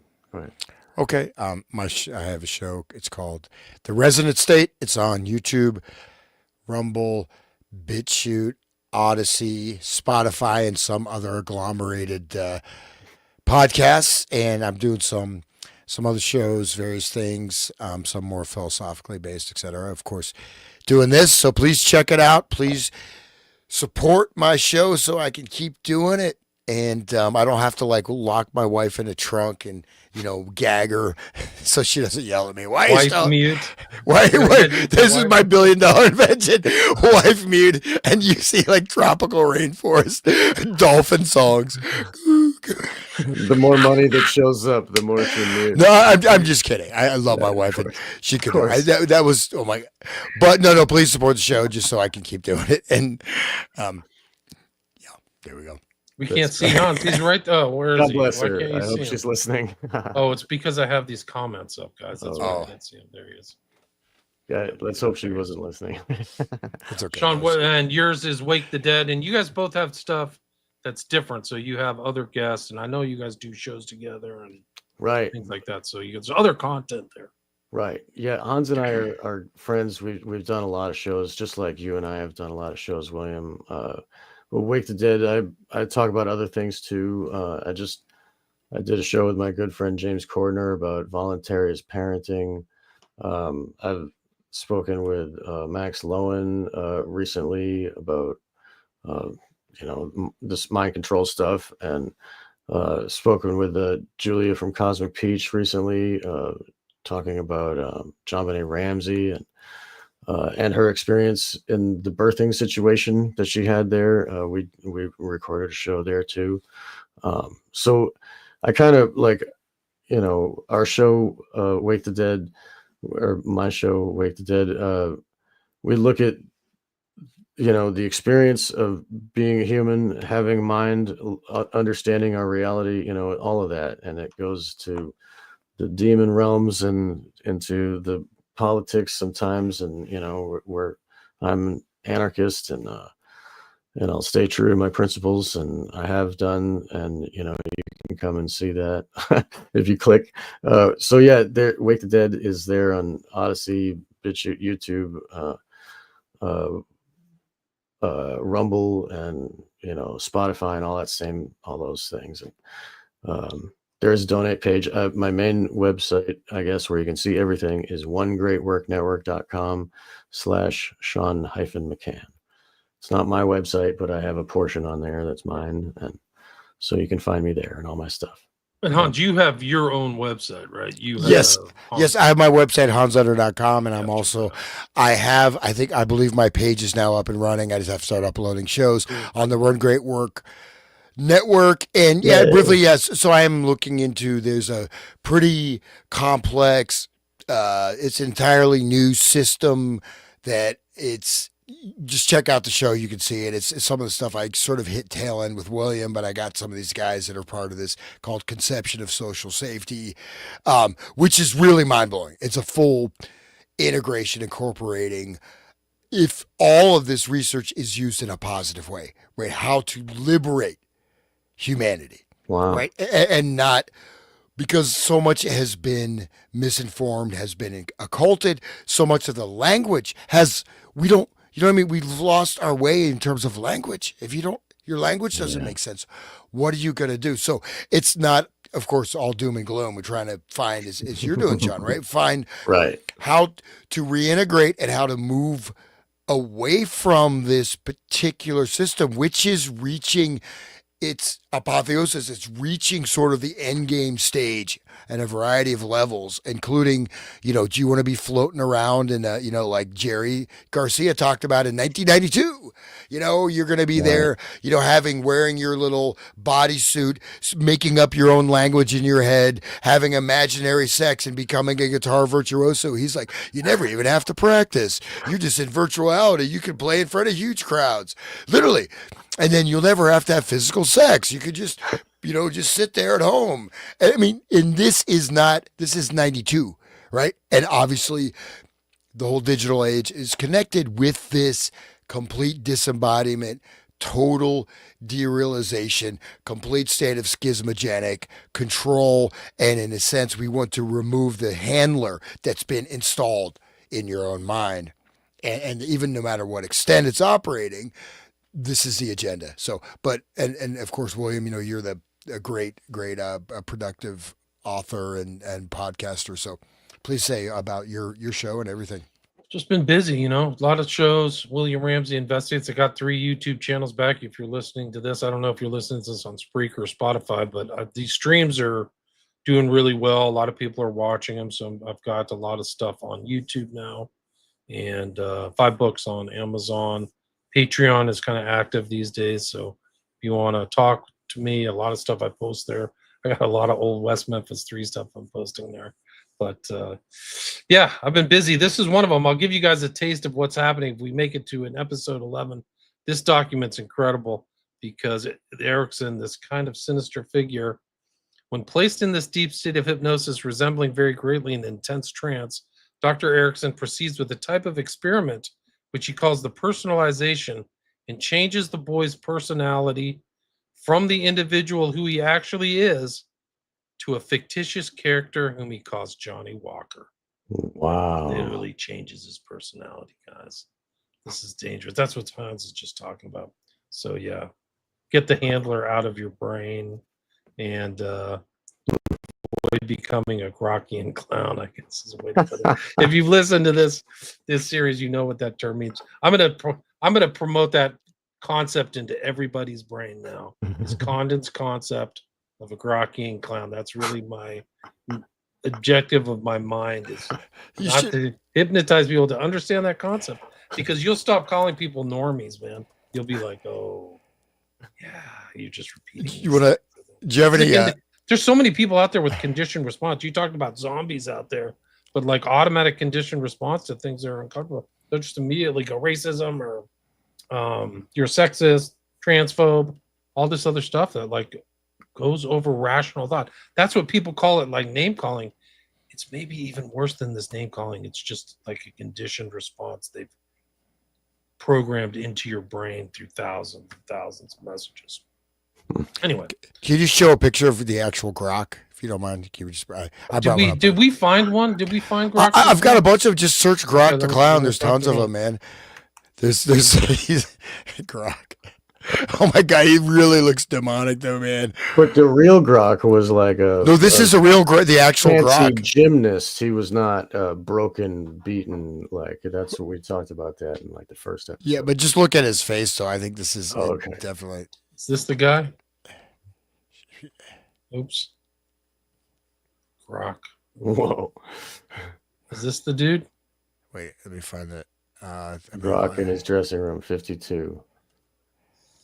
52 seems. There's kinda Clowns a- are scary, man. Clowns are There's maybe just black and white. If you just put grok the clown, yeah, that you can go down. There's like I don't know which one. There's a lot of different ones. Is this him? I I think are all, he's French, right? So yeah, those are all Le Grok. Yeah, That's the one. Yeah. there he is. They broke his arms and legs or whatever, right? There. This is him with But like it's not. But not his really. legs on legs. Yeah, right. Yeah, right. Yeah. But- But it, that's the idea. That's the trauma-based clown. Yeah. Wear your clown shoes. You trauma robot. Like, he's definitely a He's little creepy. vaguely looks like the creature from It. yeah, He does. it's true. Wow. Just a little bit like a brotherly resemblance. All right, guys. Till next All time. right. Thank you. Later. Thanks, Take it everybody. easy. Thank Yep. you, William. Peace, Thank peace, you. peace. Okay, bye-bye. Yeah. All right.